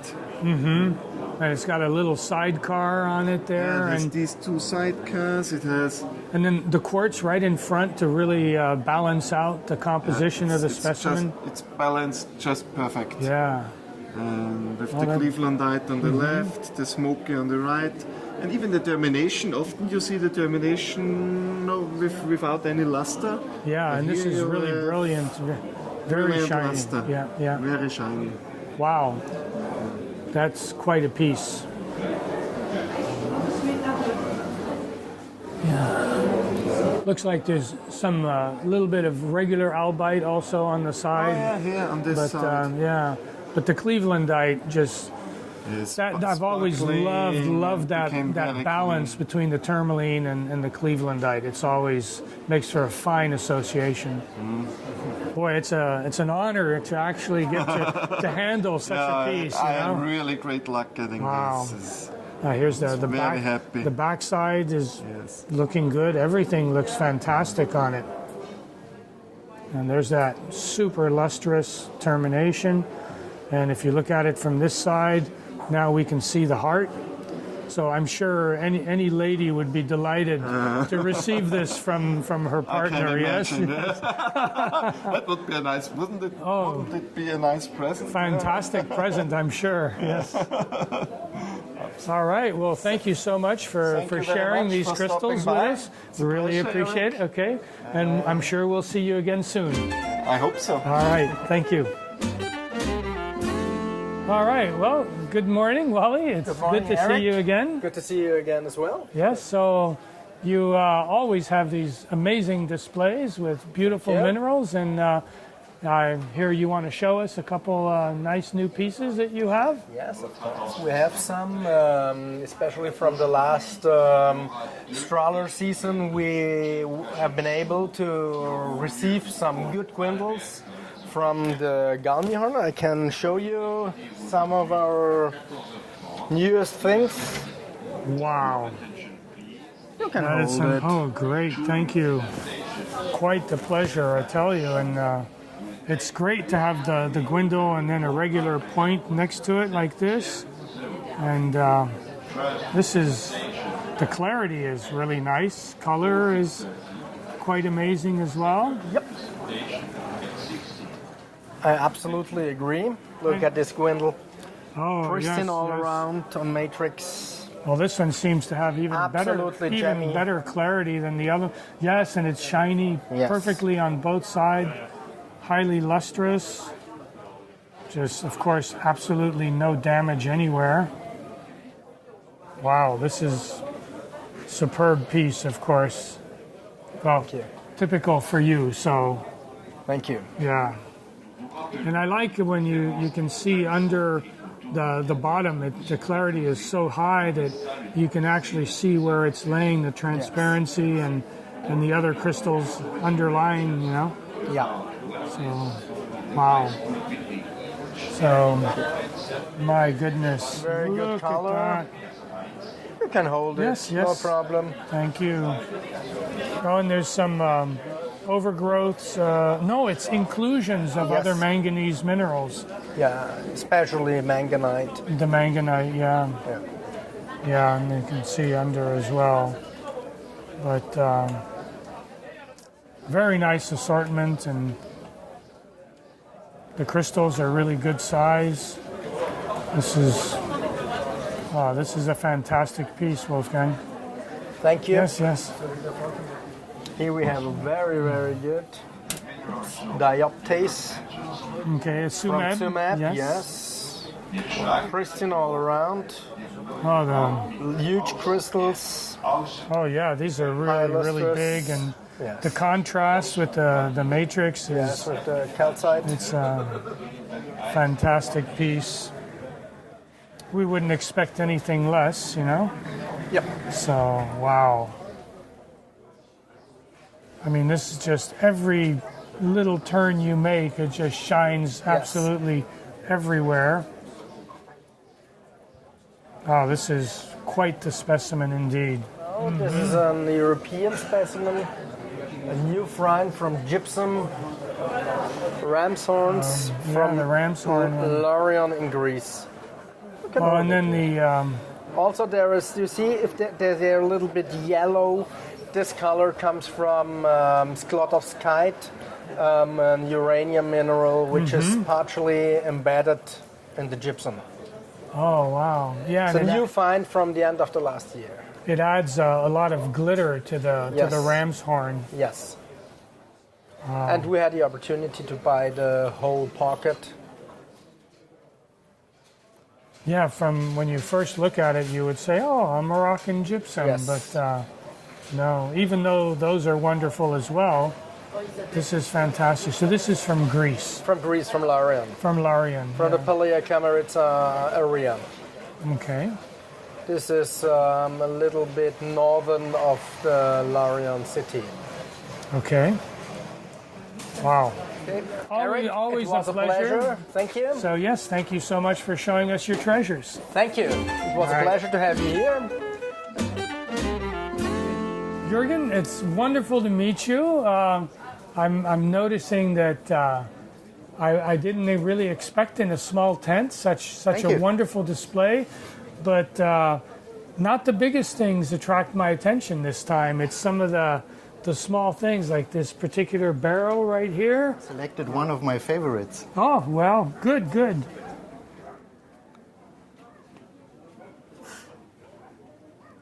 So we have morganite as a stem, and then the scepter is the heliodor. Yeah, very unusual piece from an old German collection. Mm-hmm. And it came from Brazil. Oh, it's a Brazilian piece. Yeah, it's a Brazilian piece. And the locality? The collection said Minas Gerais, so they don't have the exact mine, and maybe it was a secret at the time where they found them. Right. So and sometimes they don't want to advertise. They don't want also, to make it too obvious. Yeah. Too exact. Yeah. But that's a really nice structure. I've not seen anything like that before. Me too. I've never seen something like this. Yeah. That was an absolutely wonderful barrel combination, but I noticed you have some really nice Trapische emeralds as well. So yeah, they're all from the same collection. Oh, are they? Oh, yeah. Okay, very good. I want to show you one. This is how you know them. They are sliced into pieces, maybe polished to see the structure. To really explain it, yeah. And what's pretty rare to get a crystal, an intact crystal. Mm-hmm. I got one here. Oh my goodness! So here we have a still, slice. Yeah, and that's here, that's just. When you put light in it, you see. That's just absolutely amazing. Yeah. That's just amazing structure and for the size too. It's really, really nice. It's very good that they left it. They like left it as is. an intact crystal because usually everything. Maybe you can make more money when you slide. For sure, you can make more, but well, maybe not. You never know. Someone who really understands and appreciates would probably prefer to have a whole crystal than a slice. That's true. So if you like these, I have one piece also from the Peter von Dratschke collection, which is, I think, one of its kind. Okay. Well, it's a looking forward to see it. Red barrel. Have you heard of this? Oh my God, no, I have not at all. Before I saw the collection, I never heard about this. Check yourself. Oh my God. Well, it's a super gemmy crystal to begin with, and then to have this as tapicha, maybe we can. I don't know if the light will show it any better. But unbelievable. Unbelievable, the color, the clarity, and yes, I've never seen anything like this before. Yeah. That's absolutely amazing. Professor Bank from Ida Oberstein brought it to Germany. He sold it to Peter, and he described it in a Japanese magazine, telling there were 2 or 3 crystals, but not that quality with the trapiche, but this is far the best. Best known trapiche. The proportions are perfect. Yeah. I mean, it's an absolutely flawless crystal, absolutely outstanding. What a wonderful find. Hope you love it. Oh, absolutely. Me, I love it. I can only dream of such a piece, you know? Oh, yeah. But wow, very, very good, Jürgen. This is impressive. Thank you so much for showing us. Thank you. Yes. Well, Pete, it's a pleasure to have met you today. It is indeed. Really looking forward to seeing the new finds that you've got. Thank you. English fluorites, British fluorites have always been amongst my favorites, so really looking forward to this. Wow. This is only a few months old. Uh-huh. So it's a thumbnail that's grown up. It's a thumbnail. It's a thumbnail that's grown up. That's absolutely fantastic. I haven't got a torch, but it's actually a dark amber yellow in the middle. Oh, all right. So if you have transmitted light through the middle of it, it is amber yellow. It is gorgeous. Yes, well, it's gorgeous like this without the transmitted light, so... It is. Yeah. So I think Weird Al is still producing some very nice pieces. Well, it's quite a historic region anyway, so it's wonderful to see pieces like this coming out. We actually have another piece that I found, which I will show you if you would like. Absolutely, looking forward to it. This is an old piece. All right. Back in 1975, there was an old mine in Weird Al, a very small mine called Stotfield Burn. Stotfield? Stotfield Burn. Okay. A very small mine. It was close to Redburn in the Rookhope Valley. Okay. And Rookhope produced a lot of specimens. You've got a series of mines in the Rookhope Valley. You've got Boltsburn, Redburn, Stotfield Burn. Very few pieces ever came out of Stotfield. All right. And this is a piece that my friend Wally Wendell found in an old collection. Oh. And Wally said to me at the beginning of the show, you need to see this. And apparently you definitely needed to see it because I definitely need to see it, and I thank him. This is a piece that the Wendells found. Oh my God, that is just amazing with the galenas on it, the sharpness of the crystals, the luster, the color. My God, that's absolutely fantastic. To me, this is the best of Weird Al. I might have to agree with you on that. It just doesn't get any better, does it? Wow. Isn't that just beautiful? That is, and the mixture with the galenas just really adds a lot to it, that's for sure. Yeah. So this is a 43-year-old piece already. So we think. Well, at least it's that's when it was Stockfield collected. burn. We think round about 1975. We've all been talking about it, trying to work out, but I think about 75. So, yeah, and very few pieces. We've all had discussions about it. Well, I'm sure the viewers of the What's Hot series are just going to be amazed when they see this piece. This is absolutely fantastic. Yeah. Wow. Cool. Oh, yeah. Wow. Well, thanks so much for sharing with us. Really appreciate it, Pete. Good to be back in Ste Marie again. It's amazing. It's It's a place. wonderful place. The atmosphere here, and I'm not talking about the air. I'm talking about the overall feeling of the show. There's no place in the world like it.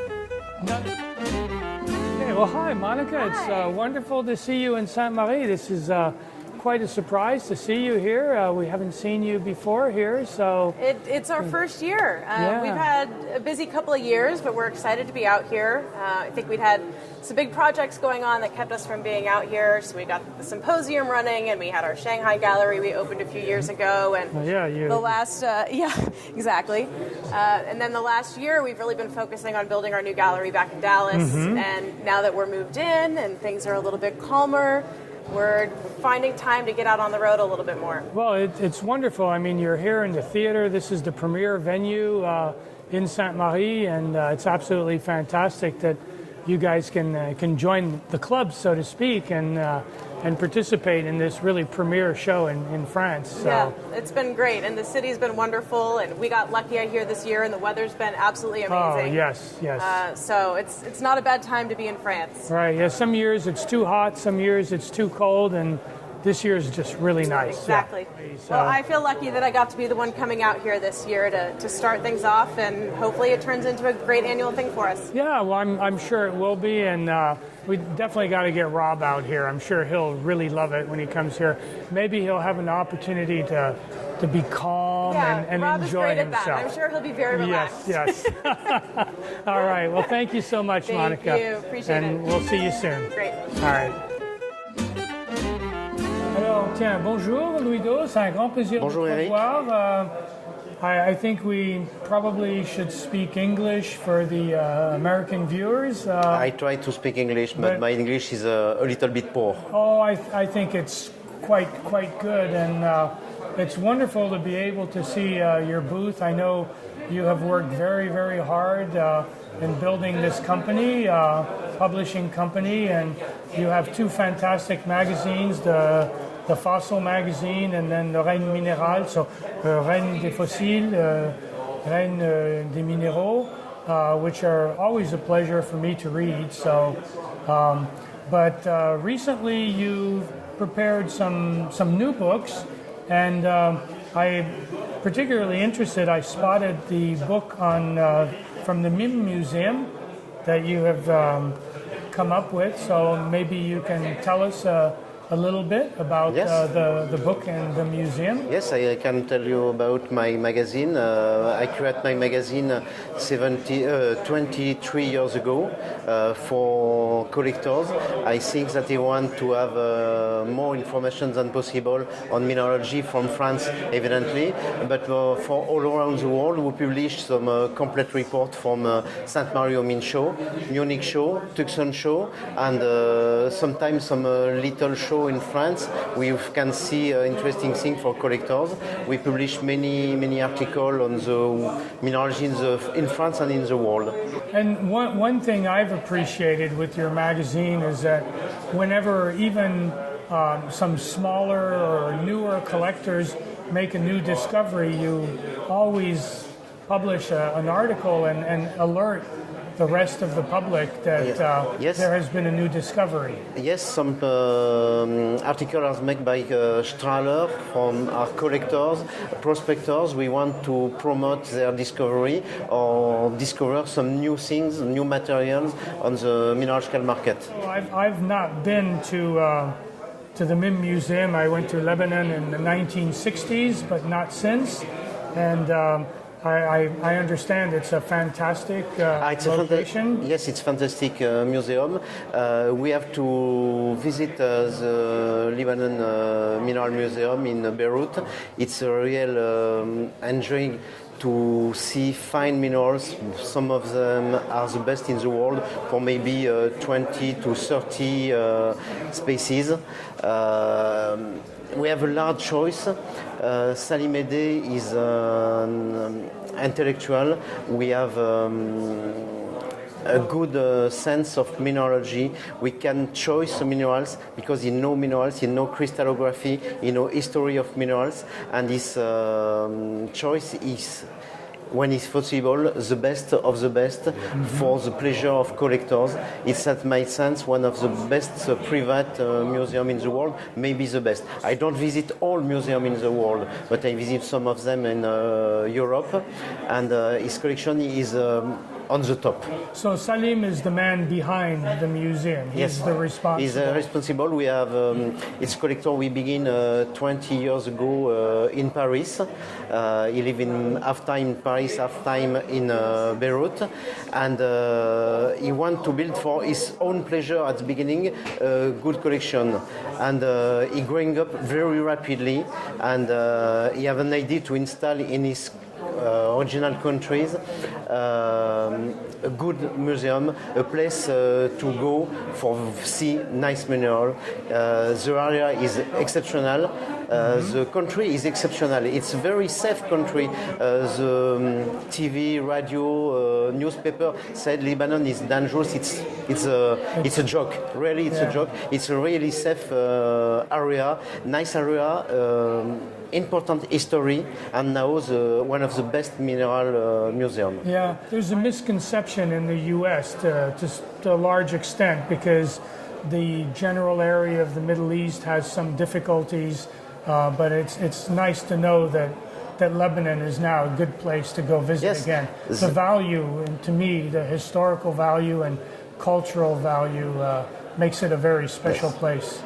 I visited Mimli Museum 1 month ago, and I want to come back next year for visit again and visit more Lebanon. I know Lebanon in the past, in the war. Now it's finished, and it's a good touristic trip. It's the first book on a museum, and I think they prepare a very large book on mineralogy of the museum with the best of the best. That's something to really look forward to in the future as well. Here's a general appearance of the museum, so showing the construction, some of the display cases, the behind-the-scenes work that goes on. So this is really educational for the reader. They get a good idea of all the features of this museum. Obviously, great displays. We know that. There's some of the best specimens in the world, but here we have a plan, so you can see that this is an impressive museum. A lot of effort went into planning and building this museum. So they have both systematic mineralogy as well as aesthetic mineralogy. So it really provides a fantastic idea of what's going on. And the museum uses modern technology, very à la pointe de la technologie. Okay, very good. So once the second version is published, it's not a second edition, it'll be a completely new book. Ludo will have it. He has an incredible variety of different books, all of which are really, really nice. The ones that they publish themselves, as well as other interesting books from other provenances.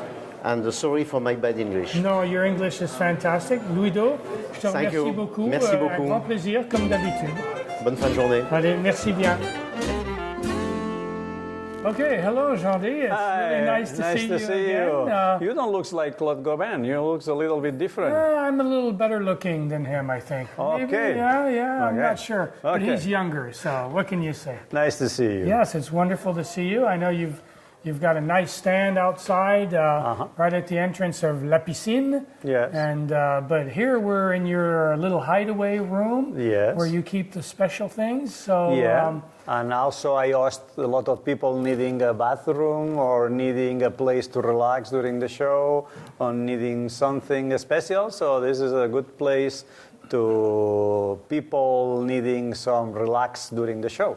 Right, That's one of right. the advantages. So it's not only for me. Right, It's so for other people as too. well. So very good. Yes, this time, if you don't care, I will try to say a kind of tale, starting from the smaller and uglier to the bigger and nicer. Oh, okay. Because I have some feeling that you like fluorides.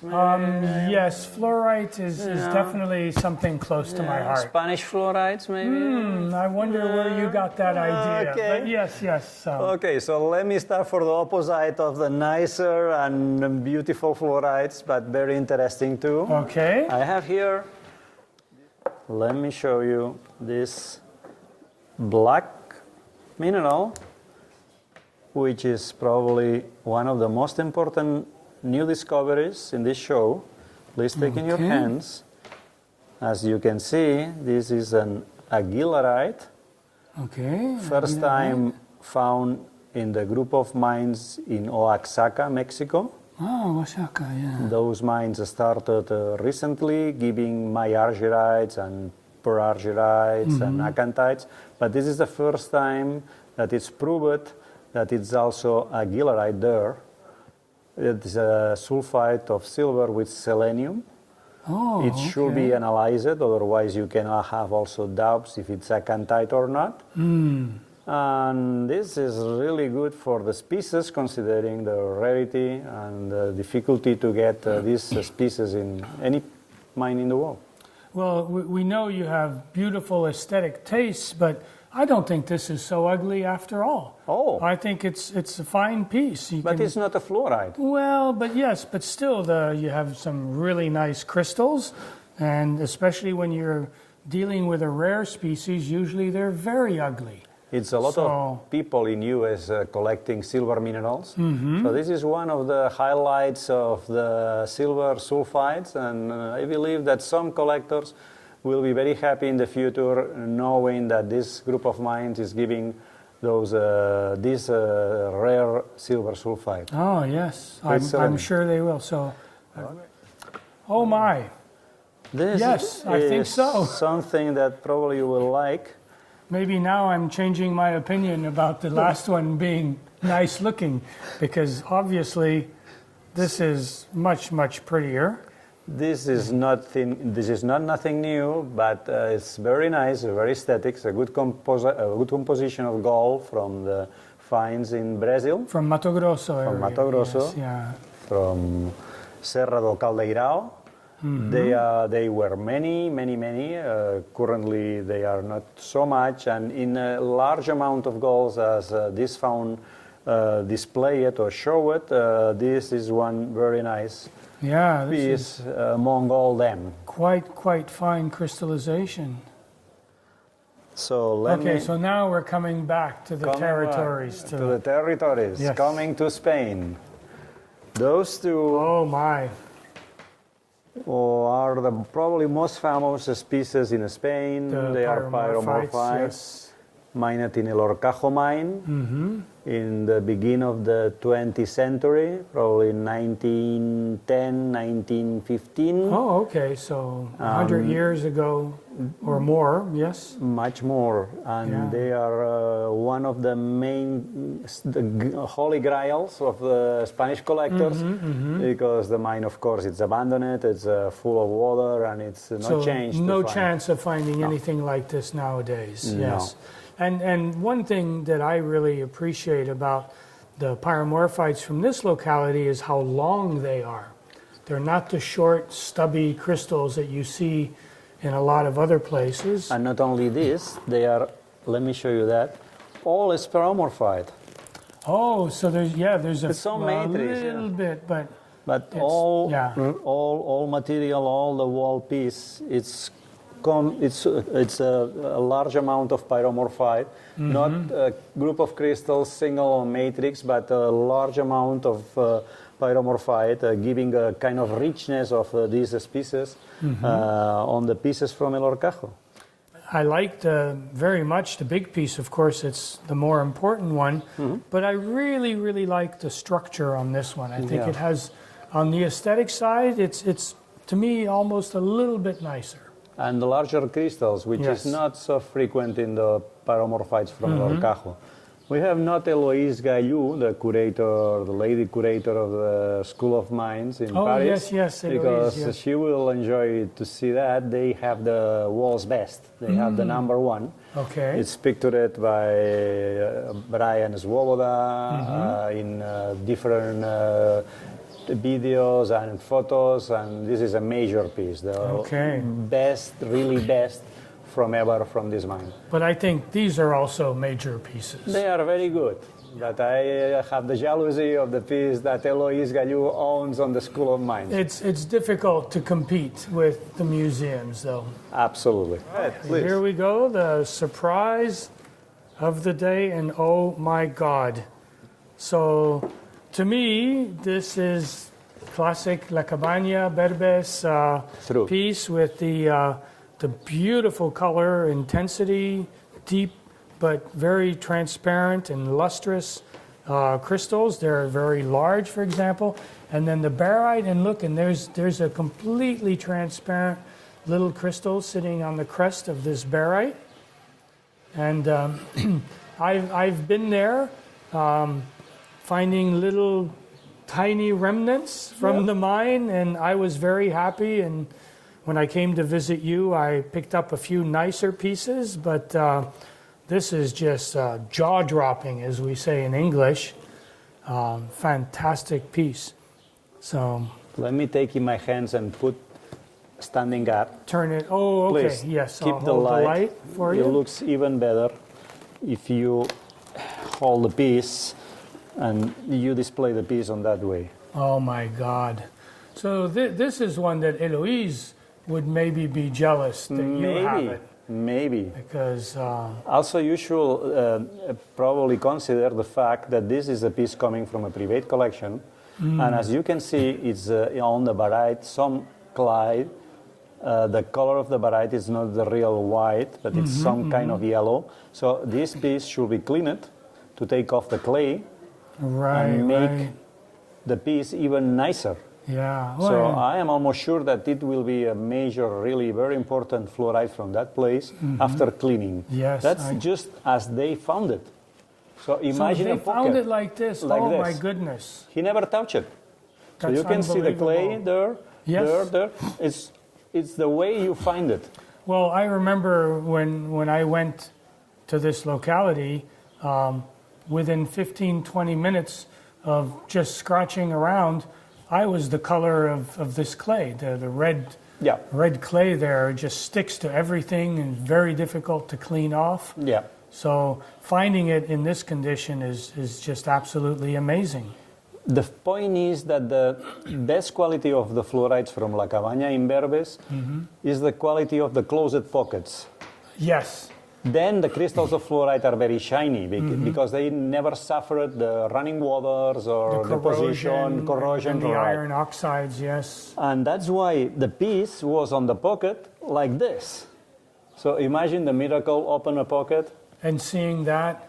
Pick up a big rock on that way, you know, ugly one. Let me show you. Ugly on the back side, of course. Just turn back. But I'm just see first to be the first person in the world to see this. And I'm sure that when he opened this pocket, you could hear him crying all the way from Ribadesella. No, he can hear me crying myself because I am not there. Oh, I see. Thank you so much for sharing this. Always a pleasure. I will put in the right place. It was very nice to do it with you. It was wonderful to see you again, Jean-Louis. Knowing that you like fluorides, so it was my pleasure to have the chance to show you this. Great, and I really appreciate it. Tiens, bonjour Alain, ça fait vraiment plaisir de te revoir. Michel, merci d'être passé, ça fait plaisir. Ben, c'est bien. Alors, we'll switch to English now. We are here in the Val Expo 1 showroom. This is a slightly different venue than the theater. Here you have a much larger assortment of dealers with a wide range of minerals and fossils. So it's a little bit different environment, but it's fantastic. The selection through here is absolutely amazing. So we are with Michel Ambroise and Alain Pouget, both of whom are very, very good field collectors. Alain has been collecting particularly in the Valzergues area, in the southern part, the Massif Central in France, and has made fantastic discoveries over the last 40 years. These two gentlemen are partners, although we are right now at Alain's booth. We decided 2 to 3 years ago to make a team together, and Alain was a very knowledgeable guy about this mine.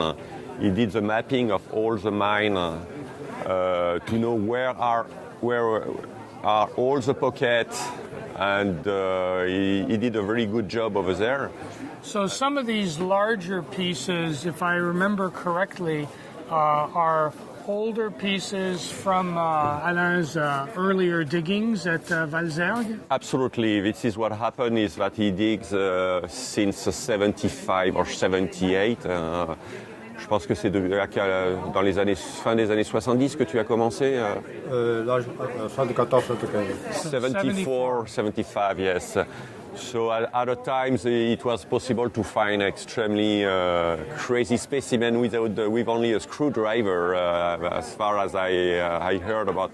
We're talking with the old prospector going there. It was easy to dig. So I heard that not too long ago you found some really fantastic piece. And oh yeah, we look. You know what we are talking about, yes, with yes. his smile. Yeah, we have found a very. Maybe you can even nous montrer. Tu peux nous montrer la belle marque, s'il te plaît? So. Yeah.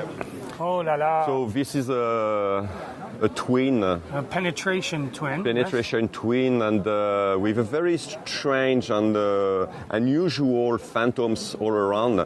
And the things, it has a Frankel default. Here, but right here there is a green default here who goes in all the way along to the bottom here, which is extremely rare to find. And if you see the piece, you see all the phantoms all over. And one thing we probably should emphasize is that they are not using mechanized methods of mining. So it's all hand mining. Michel makes his own explosives in small straws. So these guys really work very, very hard. Alain, on te remercie beaucoup de nous avoir montré tes belles choses. Et puis, on se reverra bientôt, je suis sûr. Allez, Michel, merci thank Eric, you very much. Gentil. Merci, on se reverra bientôt, je suis sûr. Avec plaisir, à Tucson. Voilà, oui, absolument. See you in Tucson. See you in Tucson. All right. Hey, hello, Anton. Hello, Eric. Really nice to see you. Wonderful material. Really very aesthetic, beautiful displays. I know you have some historic pieces and some new things that you want to share with us. Welcome at my booth here at Ste Marie show. Yes, I have some special pieces to show you, so come on to my backspace. Excellent. The first piece I want to show you is this fantastic fluorite from Swiss Alps. That is huge. Yes, it's a huge crystal. Especially for Swiss Alps, this is exceptionally large. It's about 4 inches wide. It's not damaged. It's in pristine condition, so there is no repair, no restoration on this piece. It's coming from Göschena Valley, which is very famous for big crystals, quartz, smoky quartz, for gwindels, and of course for these fluorides. Yeah. Let me show you the color on this. So when you enlight this, it just glows. It just glows, absolutely. It glows. See? From top to bottom. And I see that it even extends much farther down it extends. The matrix. Right. It grew into the matrix, or with the matrix together. Wow. Isn't that the beauty? Yeah. That's just see all these stepped faces here. Oh yeah, you can really see on there. So it has very sharp faces and sharp edges also, which is uncommon for crystals in this size. May I? Yeah, sure. You're welcome. Oh, wow. Look at this. It's one of the best I've ever seen and I've ever got from Switzerland. And it's just so massive, and aesthetically it's so pleasing too, because the matrix is, it's almost like a collar around it, you know. And see these little quartz crystals here crystals on top, and then the Adularia. feldspar, yeah, the Adularia. So this has is got all you want, I think. really, really nice, Anton. This is a very, very fine tourmaline from Dara Ibej. From Dara Ibej, Nuristan in Nuristan. Afghanistan. It's right, you're right. This is quite an old find, like 15 years ago. Oh, These okay. came, and the Pakistani guys brought this, sold to a friend of mine, the collector here, and I was lucky enough to acquire this. So this is not from the brand new findings in Pakistan. But it's a new acquisition for you. It's new for me, and the first time I show it. Yeah. But look at this color. You rarely see this open, bright color in a tourmaline of this size. Yes, that's true. And then it grades down into the pinker. Into the pink. And what is special about this pocket is that the termination actually is yellow. I don't know if you can see this. Yes, you can see which that. is very, very uncommon for Pakistan or Afghanistan localities. Originally, I thought, oh, is this really from this locality? I know this color in the termination more from Brazilian localities. Right, and it's a pinicoid termination as well. So that is really nice. We're so used to seeing flat terminations on big crystals. So having this is different, indeed. That's why quite nice. I wanted to show this to you. Then I got another super piece from Pakistan. Okay. An aquamarine crystal, 7 inches tall, from Shigar. This is where from else? Shigar, This where else? Yes, of course. They're very, very famous for their aquamarines there. So. But that's just the structure of that one, and I like the way it's almost like you have 3 big flat faces, and then the other parts, the other 3 are much narrower. Right. You see, it gives it some really good proportions. Very good shape. The edges are very sharp, and there are no bevels, which is unusual, I think, for aquamarine from Shigar. And what is special about this are the inclusions. Look, when I show you... Right, like the veils. When I show you in the light. Well, it's not phantoms, but it must be some growth structures inside. Can you see these inclusions all around? Yes, absolutely. It's fantastic. And also the color is much more on the greenish side than usual production from this locality. Yeah, because there you typically have the very sky blue. Right. Color, more like the blue on your shirt. There is one more special feature I want to show you. The crystal broke in the pocket. And it re-healed. Yeah, probably maybe due to an earthquake or whatever. And it healed itself. I was almost going to ask if it was repaired, but no, it's No, it's not. You see here, this growth lines. This, I'm pretty sure, is coming from the healing process. Also here, on this face. And then the mica came and filled the gap. And so it's now one crystal. Made it complete. This is a fluorite from Guangzhou, province of Fujian, China. Yes.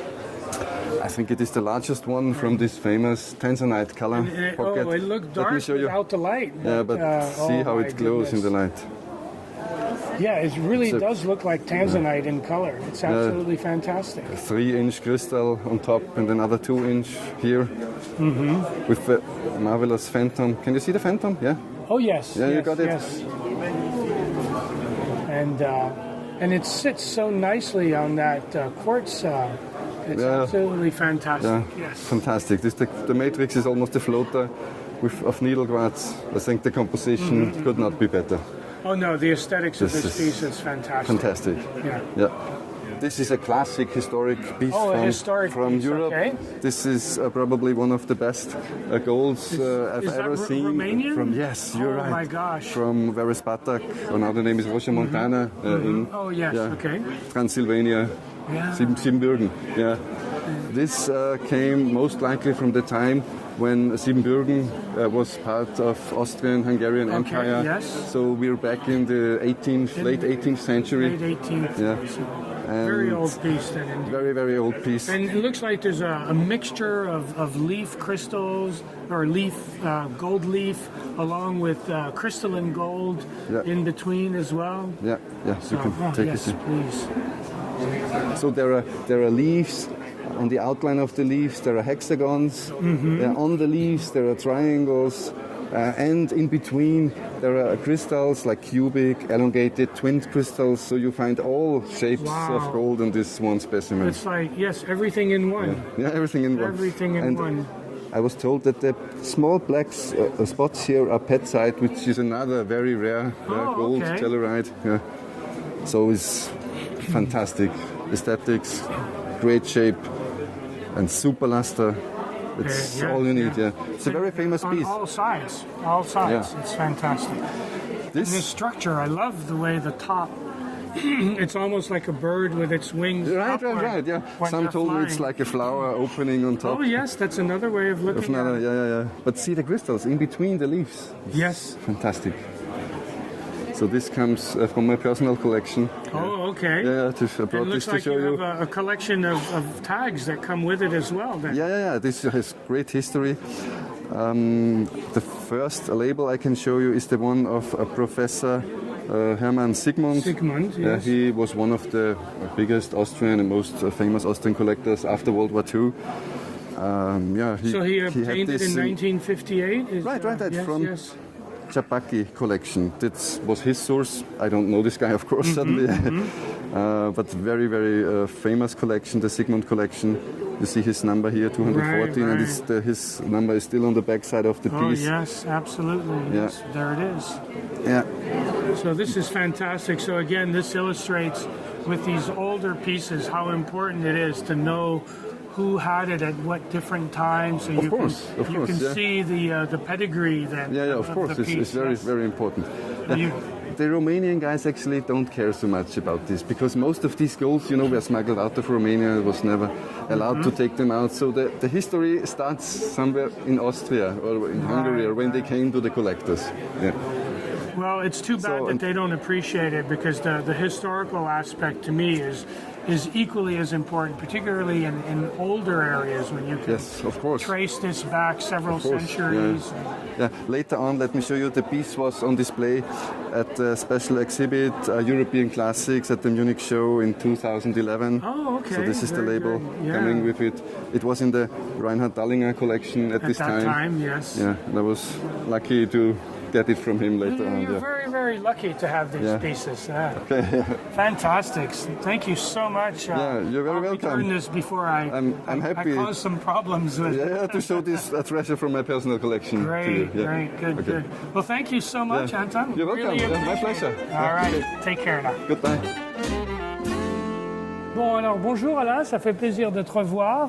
Bonjour Eric. Oui, je crois qu'on va être obligé de parler en anglais pour les amateurs américains. So I think we'll switch to English so that all our American viewers can understand. So, so I, as usual, wonderful display. Want to compliment you on this. Thank you very much. I know you have a few little jewels that you want to show us. Yeah, I would like to point that very, very old calcite from Palaflat, Cumberland, now Cumbria, in north of England. It's both sides crystallized in very, very good condition, very pristine. And very clear crystals too. Yes, and the shape of the crystal is different than the late 19th century Palaflat calcite. Okay. This is certainly from the very, very beginning of the 19th century. Of the beginning of the 19th century. With a Pizzani label. Oh yes, this was a natural history dealer in Paris. Speaking of classic, I have also a very, very fine grossular garnet with diopside on chlorite. So this must be Italian then? Yes, from Valdala in Piedmont, from Pian della Musa. Yeah. And this is from the famous discovery of 1898, so very another historical 19th century. Yeah. And and the garnets are huge. Yes, and the combination with the diopside. Mm-hmm. And the matrix is clinochlor. Clinochlor, yes. So that's a really nice piece there.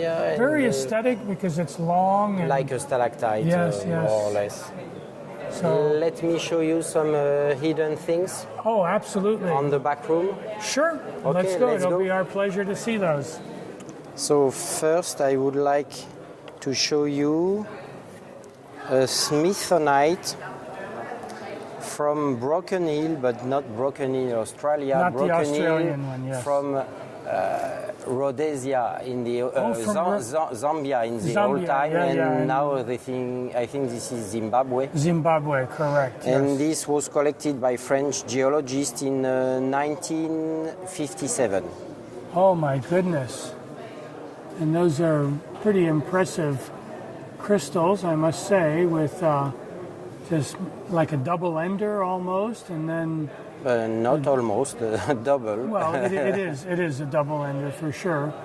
And then the additional crystals, and what is the matrix? I think it could be disclosite? Yes. All right, yeah. That's a really nice piece for sure. Exactly, from Spain, País Vascos. Oh, the Basque countries, yes. Yes. A dolomite twin from Eugy. Okay, yeah, the penetration twin right here. It's really nice, and those are huge crystals. The top ones there, and the quality. Super shining. Yeah. I mean, I've seen dolomites before that are nice, but this is absolutely superb. And the appearance, I mean, there's no flaws. They're totally transparent. I mean, it's lovely when you can see the matrix below the crystal. That happens time to time. Mm-hmm. And is this a historic piece as well? Mid-70s. Mid-1970s, okay. So it's becoming historical at this point. Unfortunately, yes. for us. As we are, right? Yes. We're becoming historical ourselves. Piece of art, of course. Yes. After the old classics, something brand new from south of France.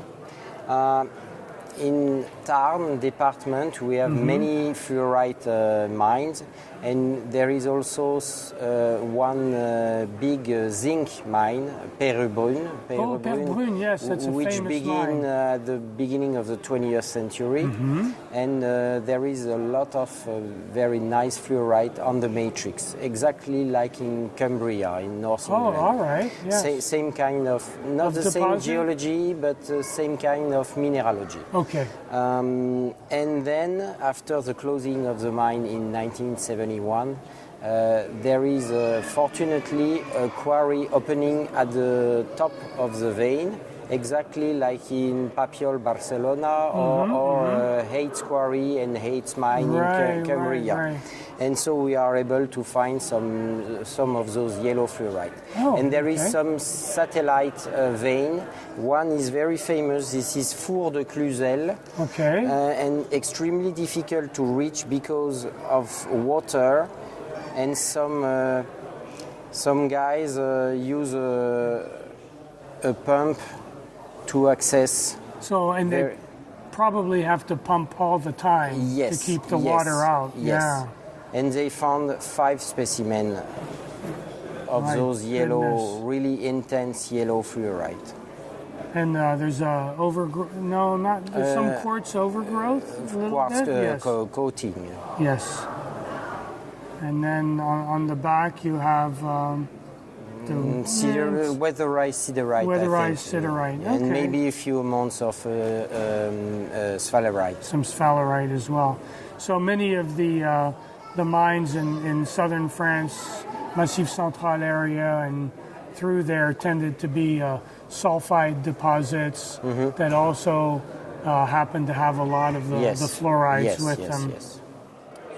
And then I think that now we are going to the special exhibition. That's right, because you're the organizer for the Val Expo, the Exposition Prestige every year.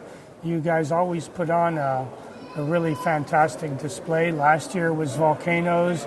This year is treasures from hidden drawers in the museums, yes, or some something kind like of that. phantasm of mineralogists. Oh, the dreams of So of you mineralogists. will discover what are our phantasm. All right, your fantasies. Yeah, fantasies. Fantasy in English. Yeah. Well, that's fantastic. Look forward. I guess we can head over there and take a look at these things. All right, thank you. Hello, Brian. So here we are in the Prestige exhibition of Sainte-Marie-aux-Mines, and this year the theme is phantasm. It's we play with words in French, so this is difficult to translate. Fantasme minéral, fantasme minéral. That means dreams of collectors. So the idea, we have some dreams, personal dreams of some collectors. We have a kind of battle of in the secrets of the drawers of museums. So let's start. So this is a personal case of Gilles Ringer. Gilles Ringer used to collect minerals from France and also crystallized gold. And he has a kind of unusual idea to associate some crystallized, small size crystallized gold and small size French minerals. I think this is a dream, so there's not that much to do. It's better to look at it. As you can notice, there is some very, very obvious association, and others are more maybe poetic or personal. This is my personal case because I have dreams, believe me. The idea, I used to go to visit some old collections for expertise or for try to buy them. And when I spoke on the phone with some friends, one of them used to tell, is there a Rhodo?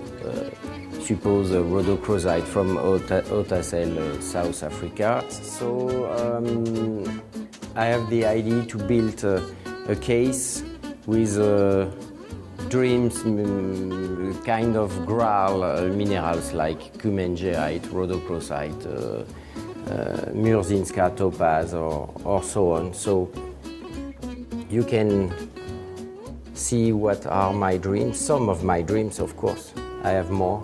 And just to remind that the mineral business is not that easy, I put a picture of the reality, a cave full of minerals, a basement, not a cave, a basement. And this is a real business deal a few years later. Phantasm, of course, could be also more about sex, let's say the word. And so we have here a case of naughty stones. Some are very, very obvious, others are more in the mind thinking. You can see but I think this is better not to say any more, not more about that. Just appreciate or not, I don't know, up to you. This is a DeCarlo parody from the National Museum of Paris, who had the idea of the case. Here we are in front of one of the three cases of the National History Museum, ex-British Museum of London. The first case is about English classics, and all the specimens are not in exhibition at the museum. It's these are the second or third second specimen quality in the reserve. So we were very lucky. They loaned to us those specimens. As you can see, you have some classic bournonite or very rare lanarchite or clinoclase, leuroconite, of course, leuroconite. The great leuroconite, of course, calcite twins, siderite box from Virtuous Lady Mine in Devonshire, and many others, pyromorphite, pseudo of cassiterite and orthoclase, and also an old brookite from Wales, from Tremadoc in Wales. We forget that very first locality for brookite, maybe more older than the Swiss ones, which produce very few but very good crystals. The second case is about English fluorites, because England is very famous for all the fluorites, different localities, very well known. Since the 19th century until now, because there are still some mine workings like Rogerley, Greenlows, only for crystals. And you know that French people are also in love with fluorite, so I would like to show to French people that we have the chance to have good fluorites in France, but there is some very good ones also in England, and we can go to Spain or Germany or US, and we will see some others also. You can notice especially the St. Peter's very famous old discovery. I think this is from 1930. Only 5 or 6 specimens are known, very typical green, never seen anywhere else, with some good galenas, and famous other discovery like Roderupfel. This is in 1927, something of that kind. The third case is about the French treasures in London. Some are on exhibition and others are hidden in the drawers. So this is especially for all our French friends to show that there is some extremely good minerals in the British Museum, the Natural History Museum. Like Chessy, especially the very strange stalagmite, the cuprite on azurite, and very big cassiterite from Brittany, big twin with drawing marks from Lagardette. One of the first prehnite discovered in Mont-Blanc before Comte de la Selle. Old pyromorphite from Brittany, Huelgoat, and many more. And for the first time, here in Sainte-Marie-aux-Mines, a killer proustite hidden in the drawers of the Ludlam collection. This case is about Alexis Chermet. Alexis Chermet was a geologist specialized for fluorite, for fluorspar mining. Especially between the two wars, and he was one of the first French collectors for fluorite, very well known, very famous in France. And the collection was donated to the Lyon Museum, le Musée des Confluences, and unfortunately most of the specimens are not in exhibition. And as I already said, in France we love fluorites, so this was an idea to select some specimens, to clean them because they were not clean, with iron oxide on the cube sometimes, and to exhibit a selection with some interesting localities, shape or colors. This is the case of the Natural History Museum of Luxembourg. The curator Simon Philippot shown us his personal dreams about Katanga. You know that Katanga is former Belgium Congo, so that's why in Luxembourg they have many donations of old collectors from Belgium and Luxembourg, which are very rich in Katangese specimen. And this is a mix between spectacular specimen like the gold wires inside malachite and some scientific specimen, because there is a type of Budgenbachite or Torreolite. And in the Luxembourg Museum they have some cool way of preserving the type you will see in the frames. I heard that you visited a few days ago the Museum of Strasbourg. This is a museum of the university, and they have a mineral museum, very fine. And these are the pieces that we selected, which are in exhibition in the vitrines. And this is only German treasures from the Strasbourg Museum.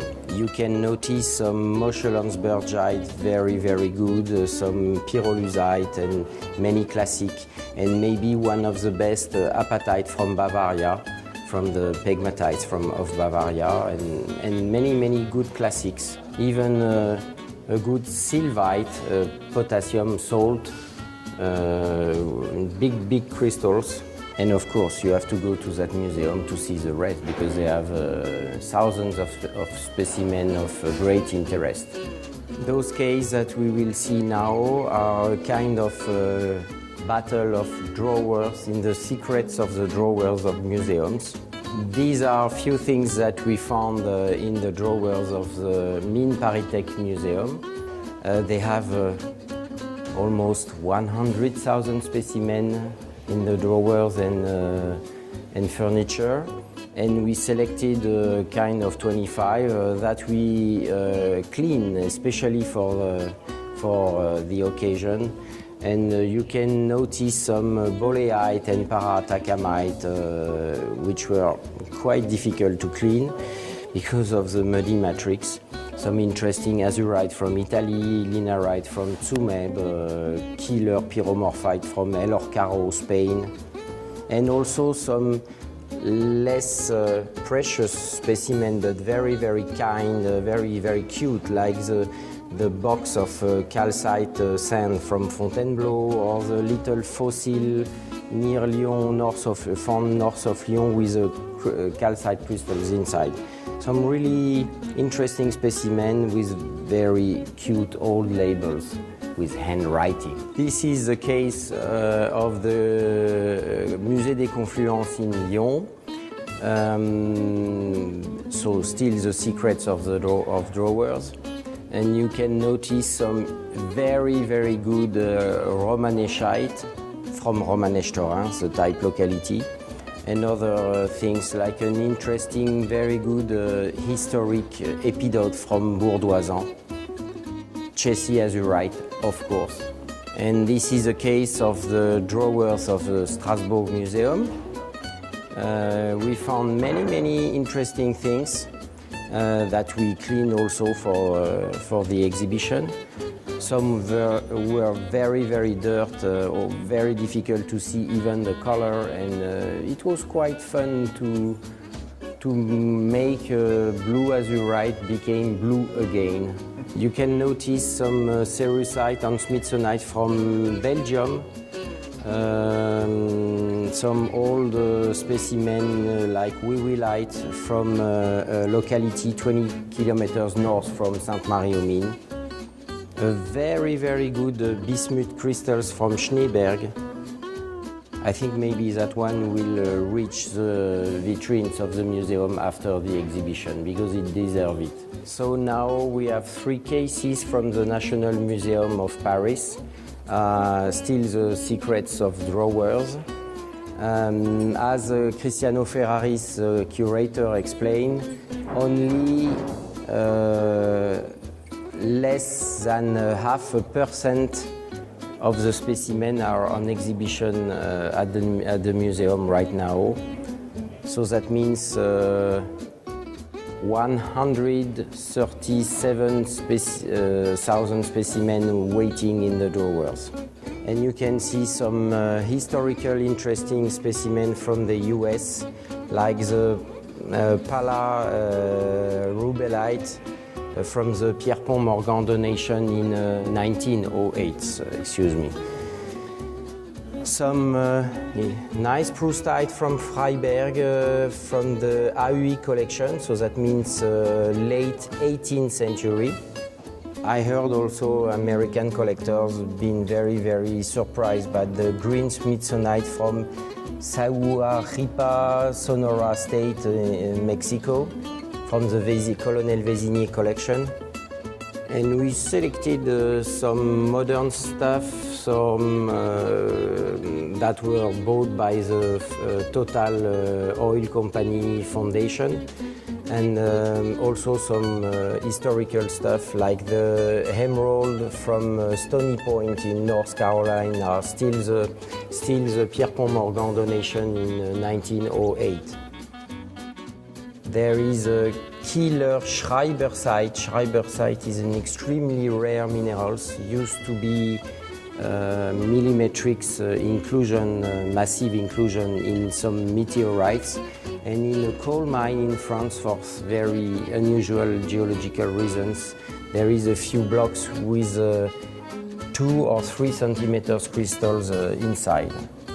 And some historical piece like a stibnite from middle of France from the late 18th century. A good tetraederite from Algeria. This is not common to see specimen coming from Algeria.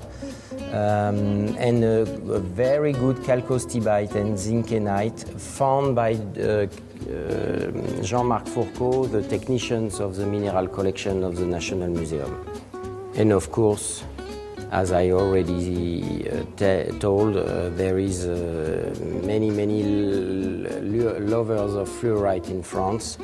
So we selected some of the hidden treasures of the National Museum: Big Blue from Puy-Saint-Gulmier, an unusual deep yellow from Lebex, some English ones, and you can notice a very interesting zoning cube from old Perebrun zinc mine in Tarn. In the big vitrines, still from the drawers of the National Museum, there is the famous, one of the 3 famous blue tetraederite from the French Pyrenees.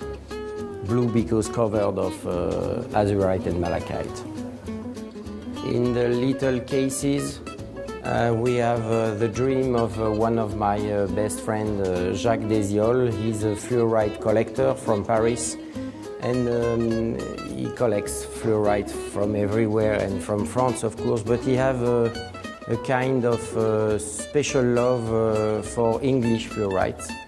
And we had a very funny, let's say very funny movie in the 70s in France, which was named À nous les petites Anglaises. I think the translation is Let's Get Those English Girls. And so this is À nous les petites Anglaises, the fluorites of Jacques Desiol.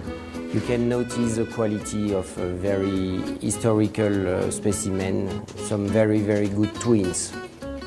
From Hilton, Ballsburn, Roger Lay, Hates Quarry, Hates Mine, and some other very unusual locality, Cambo Kills, Meheniot in Cornwall, Slitvein in Cumbria. A second case about the fluorite collection of Alexis Chermet in Musée des Confluences in Lyon. And this one is to show that Alexis Chermet was one of the pioneers of the geology of fluorite, even before the Second World War. And you can notice on the label August 1924 for Peyrebrunn, which is a famous locality because there is now a quarry at the summit of the vein and the old mine, and we can time to time still find some yellow fluorides. There is even an interesting information. He found in Kenya in the 20s some crystallized fluorite in Kimvawarer. So maybe I hope this information could produce some crystals in the next future. This is still from the drawers of the National Museum of Paris. They have the De Bournon collection. De Bournon was the buyer of the King Louis XVIII. So he has the money of France. He has taste, maybe good taste before the time. And we selected 20 specimens of the 12,000 specimens waiting in some wooden furniture classified because they are very, very nice furniture. And we choose quite interesting things, very good Swiss Grindel with a lovely old label, very good broconite from Cornwall. Jessie Azurite, of course, one of the first big anates from Bourdoisan. And also from the National Museum, this is a big quartz crystals with tourmaline inclusion. And these crystals inspired a very famous artist. That artist is Moebius. He used to be a very famous author of comic books in the 90s. One of the first in the fantasy theme. And he used to draw crystals or landscape with crystals in his comic books. And he went to the National Museum and spent days and days drawing some real crystals existing. And so we have the original sketch that he signed and leave at the museum, and also the comic books original also. Another kind of fantasy and dream. One of my friend, a young French dealer, spoke with a pastry maker from Annecy in Haute-Savoie, and they create a very, very unusual and very nice sculpture about minerals made only of sugar. Everything is sugar. And those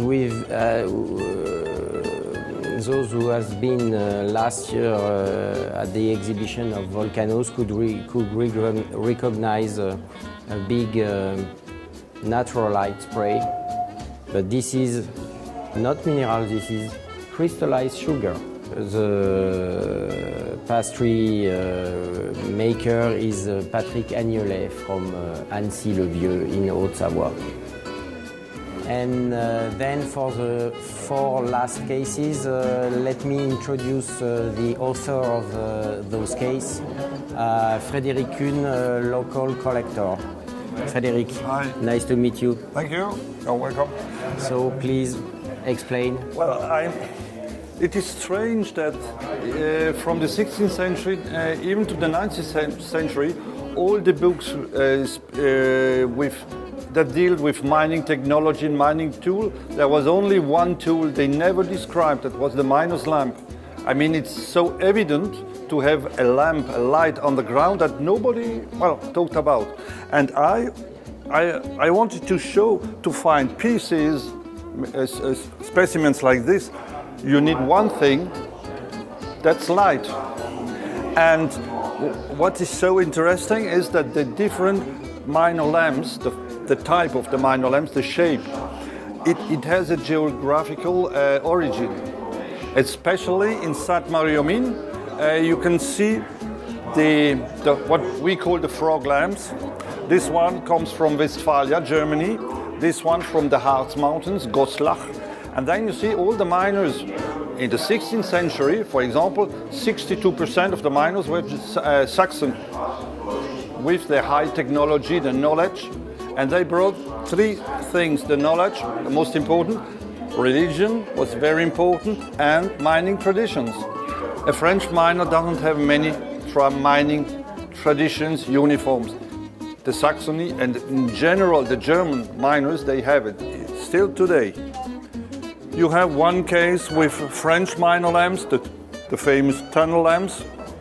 Here you have specially the lamps from Sainte-Marie-aux-Mines and the Vosges Mountains, all the silver mining from the 19th century.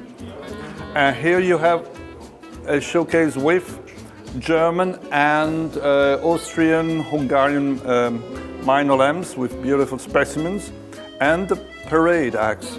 The parade axe at the origin was a weapon, because in Saxony the miners were so rich, the mines were so rich, when the miner came from the mine in the evening, sometimes probably he carried 2-3 kilos of native silver.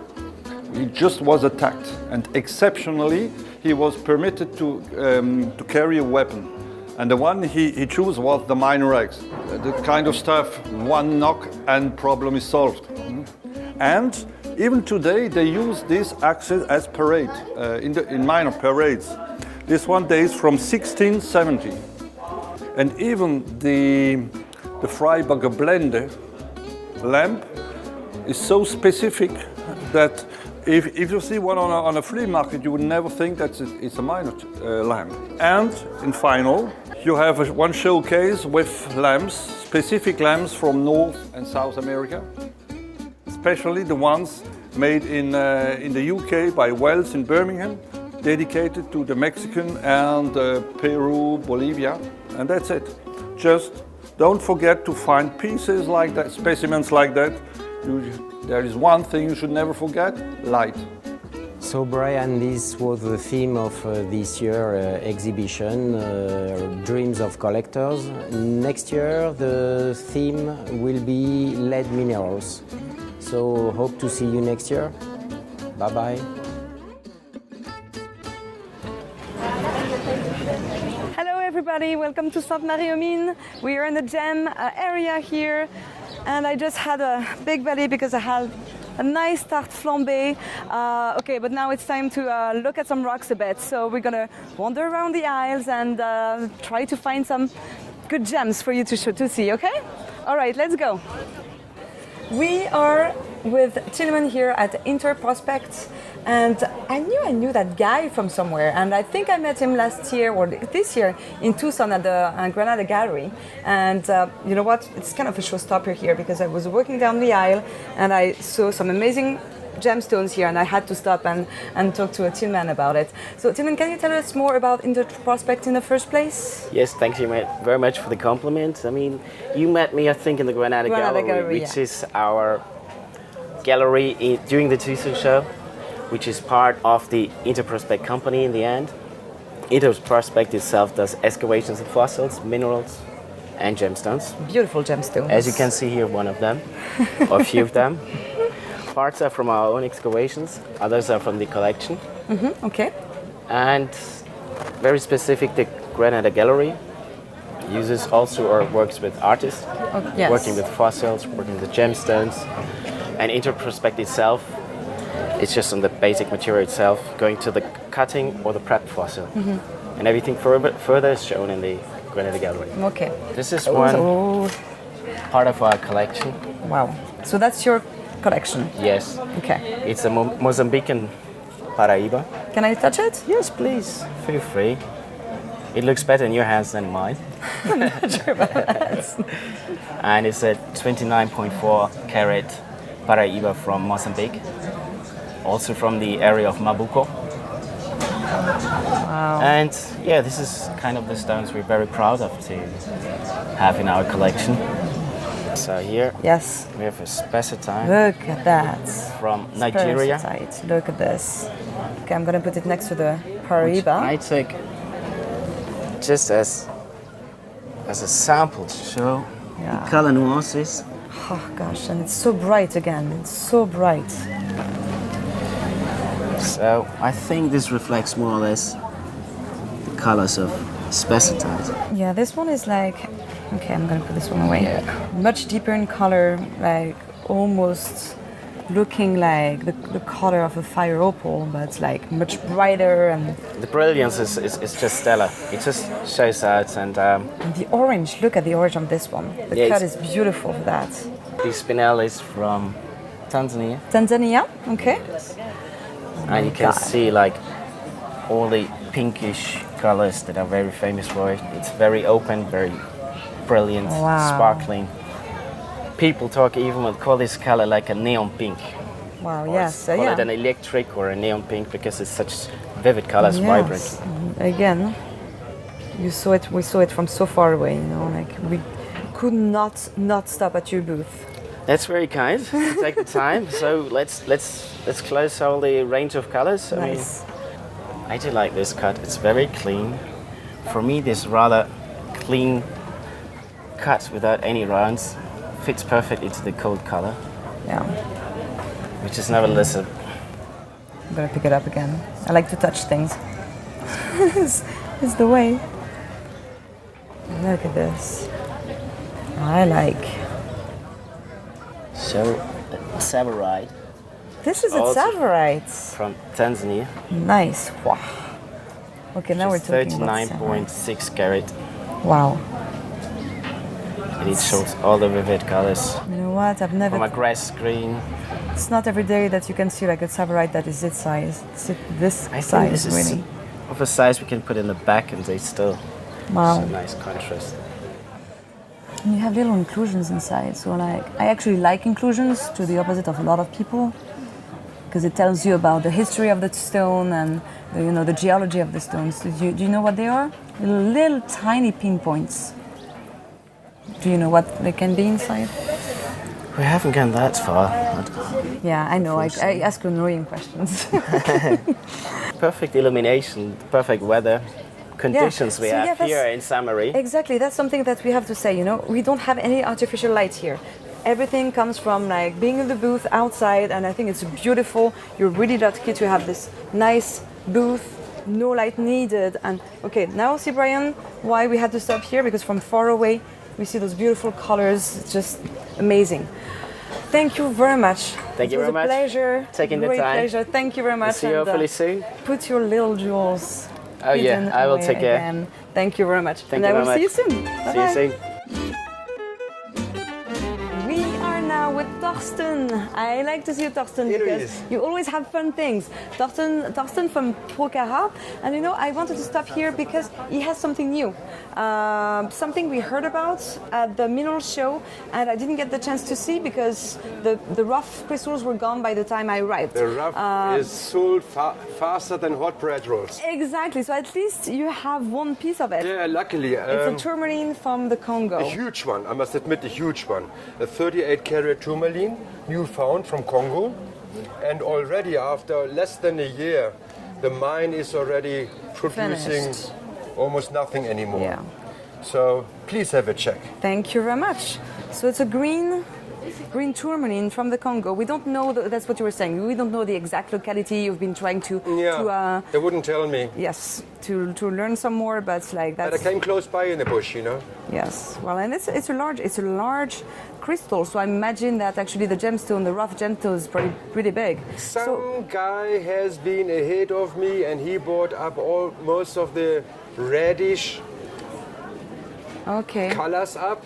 So what do you mean? Like do you have red and green tourmaline, or are they like zoned, or how? And like the watermelon colors. Okay, so they're zoned. They're zoned. Okay. So this is the base, and the red is the top. Do you know about that? No. It always depends on the intense color. Right. And this is like one of my highlights. That's pretty cool. The cheaper ones of less color I already sold. Right. It now remains the big nice one, huh? Well, that's great. It's So at least, you know, I didn't get the chance to see the rough, but I'm glad I got the chance to see this. If I would have known you show up, I would have brought a little bit, but the major stuff is already being cut. So you have some more? Not worthwhile talking about. Not like this one. Okay. Okay. So do you think you're gonna have some more, maybe in Munich or something like that? Like, and we, no, I don't know. Huh? And you know, I know, Torsten, that you know, colored gemstones, you like them, but you have a favorite, and your favorite is diamond, My right? My favorite is rough after So all. before we leave, can you show us, or can you put something in my hand that is like that you know that I'm gonna enjoy? I tell you what, I'm gonna put you something into the hand what I have in my what I put in my pocket, you know. You put in your pocket? Yeah, it's all the time. It makes me feel better. It makes me feel safe, you know. Like. Okay. I always have. Yeah. You always check have this. rough diamonds in your pocket. That's what happens to you. Yeah, okay. it's my favorite bag, you know. Hang on, I'll show you. All right. Oh dear. Like I mean, like. I look at the size of my hand next to it. I could have shown you as well, like clearer stones and so forth. But that's fun. But I'm in favor of Central Africa. Yes. Okay.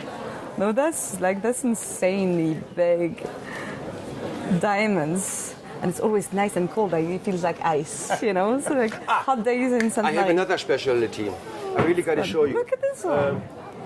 Natural green crystals. Ah, right. Okay, because I sell it to collectors. You know, they're pretty tight. They are from Lesotho. And I mean, they are octahedra diamonds, perfect shaped, and most likely the green color comes from irradiation spots on those things. So if you remove the outer crust, the green color is not going to be remaining. But at least for collectors, it's great because you can get like the rough green diamonds. They're actually radioactive by nature. Yes, exactly. So these are the gem quality ones. This not much gem quality, but amazing for the shape of the rough, you know. Well, thank you. Oh, look at the oh yes, look at the little, not that little octahedron here. Yeah, but you know, it's fun. It's so sharp you might hurt yourself. Okay, well, put the rough diamonds back in your pockets. Sure. And otherwise... I will see you. I will see you soon, I hope. Likewise. We are with Denis Gravier again because Denis. Salut, ça va? Ça va très bien, merci. Because you had, again, so many weird stuff in your booth. I had to stop here. Denis has legrandite, cut legrandite. Who does that? Well, Denis does. Can we have a look at your legrandite, please, Sure. Denis?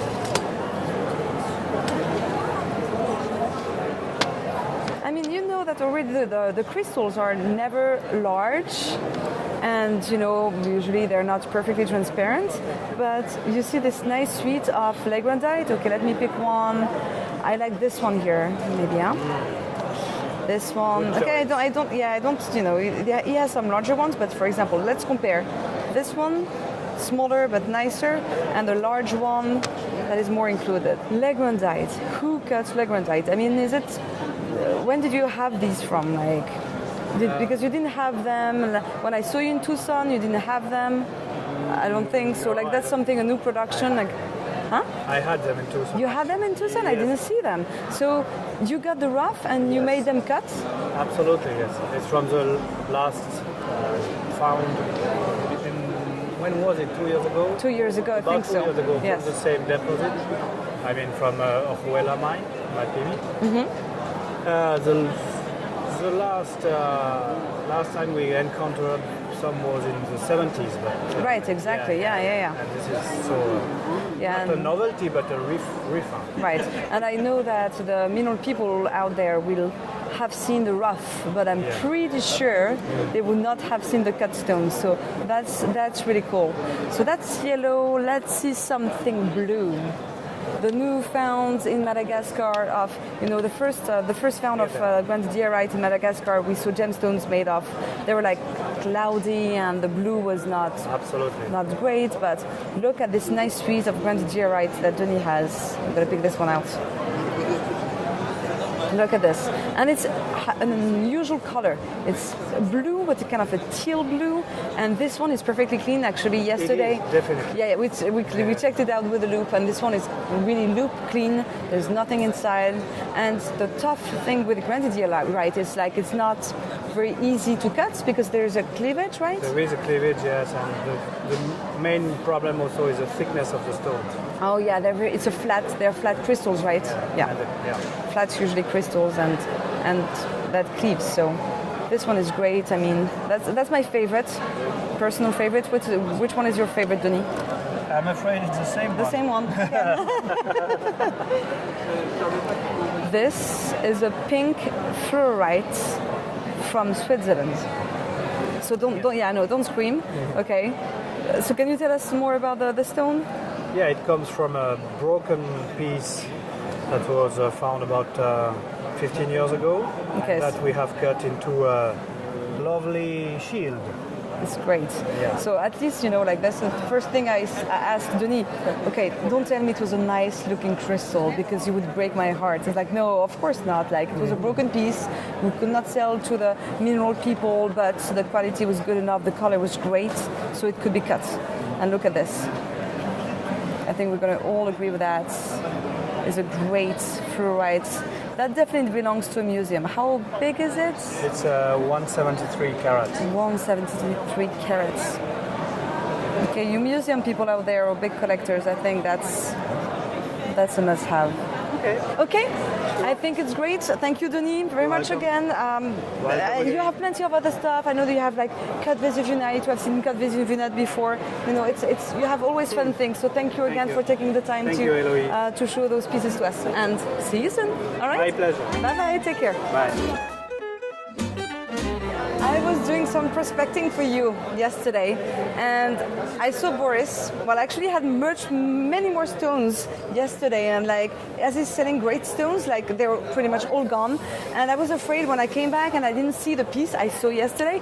But I asked Boris, actually, it has been sold, but I still have it. Yeah. And it's a crazy opal rough from Brazil, and the great thing about this piece is it's on this side it has been cut when they digged it out, but the underside, so this is the upper part that was found in a clay kind of rock, and it still has the printing of kind of it's a nodal. Actually, Boris, can you tell us more, because you were explaining better than me how you found it. Exactly how they form, but this is the natural shape that opal takes in the ground. And it's very unusual to find it in this state. Usually, we find alluvial stones, and this is in the mother rock in the first deposit. So it's very valuable to find such a stone, and such a big stone, a big opal like this, and with lots of precious color in it. I have a question. Do you have the other piece of the silex, la boule de silex? Oh, yeah. Yeah, sorry, I was asking him something in French. Yeah, that's... Boris was showing that to me, which is a piece of... a fairy stone, I think, in English? Yeah, I guess, yes. And it looks very similar in the structure of the shape of it.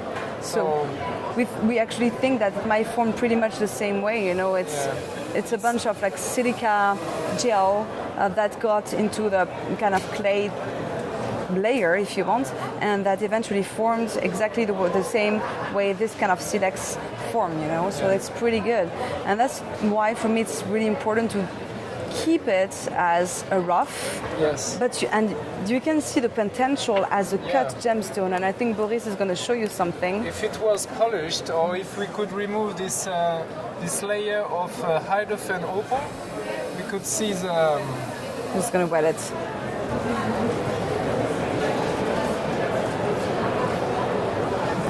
And you see the true potential of this Brazilian opal to be cut.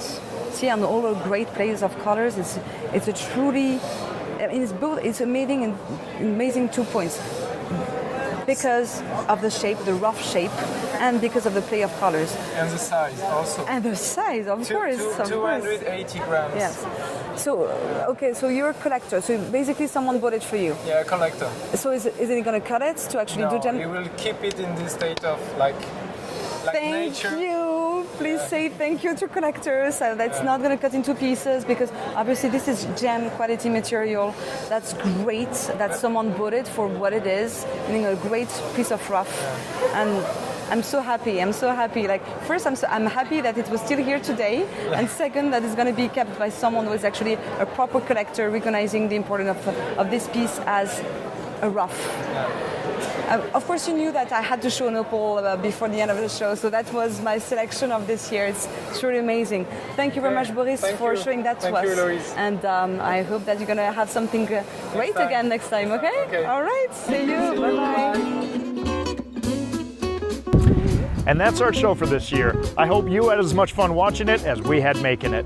A special thank you to Monsieur Mayor Claude Abel for hosting such a wonderful show and inviting us out there. Another big thank you to all you dealers out there. Without you, this show would not be possible. And a special thank you to all the show hosts, Christophe, Gobin, Eloïse, Gaillou, Alain, Martaud, and our new show host, Eric DeCarlo. Next summer, I hope you get a chance to come out to France and see for yourself what's hot in Ste Marie. We'll see you next year. Take care. Yeah, and I will apologise if this part of the movie is a little bit shaky. It's quite early in the morning, and I know Brian was up late last night, so the camera may be a little bit shaky. That's right, so, right. Yeah. Yes. Well, after a few coffees, we're starting to steady a bit. So. Okay, I'm in focus. Are you? Yeah, I think the fog is lifted now. So. One thing we're very proud of this show is our innovative new poster, which we thought was quite clever, really, because we've got minerals. So there's a map of Europe, and we have minerals that come from each country. So we have Berbers, fluorides. We have the Chessy, azurite, cuprite combinations. Larocanite for England, of course, and DesFarge pyromorphites, which we're going to talk about later because we have a beautiful collection of Lafarge mine pyromorphites. Right. And except that you've got them in Germany, though, here on this particular map. That's right. Hang on, what the hell is it then? I don't know. It's a wolfenite. Oh, well, I don't know. Green wolfenite, okay. Oh no, we're off to a great start here, I can tell. Should we start again? Do we be serious this time? I'm going with that. You're going And there's a lot of penetration twins as well, I see. Yeah. Which is fairly classic in this locality. Yeah, it's we do like a bit of penetration. Yeah, that's lovely. Sorry, I couldn't resist that. All right. Yeah, so let's just start that one again. Okay. Oh, yeah. Well, yes. I knew that. This is the... As soon as I said it, I said, oh, there's a joke coming. I tried to stop myself. You couldn't do it. Just couldn't do it. It just slipped in. All right. Slipped all out, right. So to speak, right? All right. Well, hello, Wolfgang. It's wonderful to see you again, you know. Wonderful to see you. What's your first name? Oh, Eric. Brees. Brees, yeah. It's the new name. Okay. Yes. Okay, well, good morning, Wally. Sorry, I forgot your name. Eric. Again. So Eric. Fuck you. Oh, oops.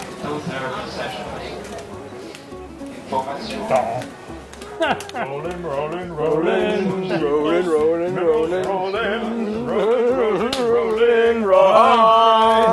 Okay. Dioptase and weather. Is it allowed to have this much fun before lunchtime, you know? We have always. You should see us when we have wine. And now I can show you the refrigerator. Yes, the fine bottles of wine. Yes. Crystalline wine, of course, yes, you know. Of course. Only the best. You will be surprised. I cannot spit. I have to drink it. So I'm going to drink a little bit of it. Okay. Each time. I cannot spit it. I'm going to do a mess anyway. It's going to be everywhere, so I don't want to go that. I'm just going to drink a little bit of each. I know. You drive me crazy. I just can't sleep. I'm so excited.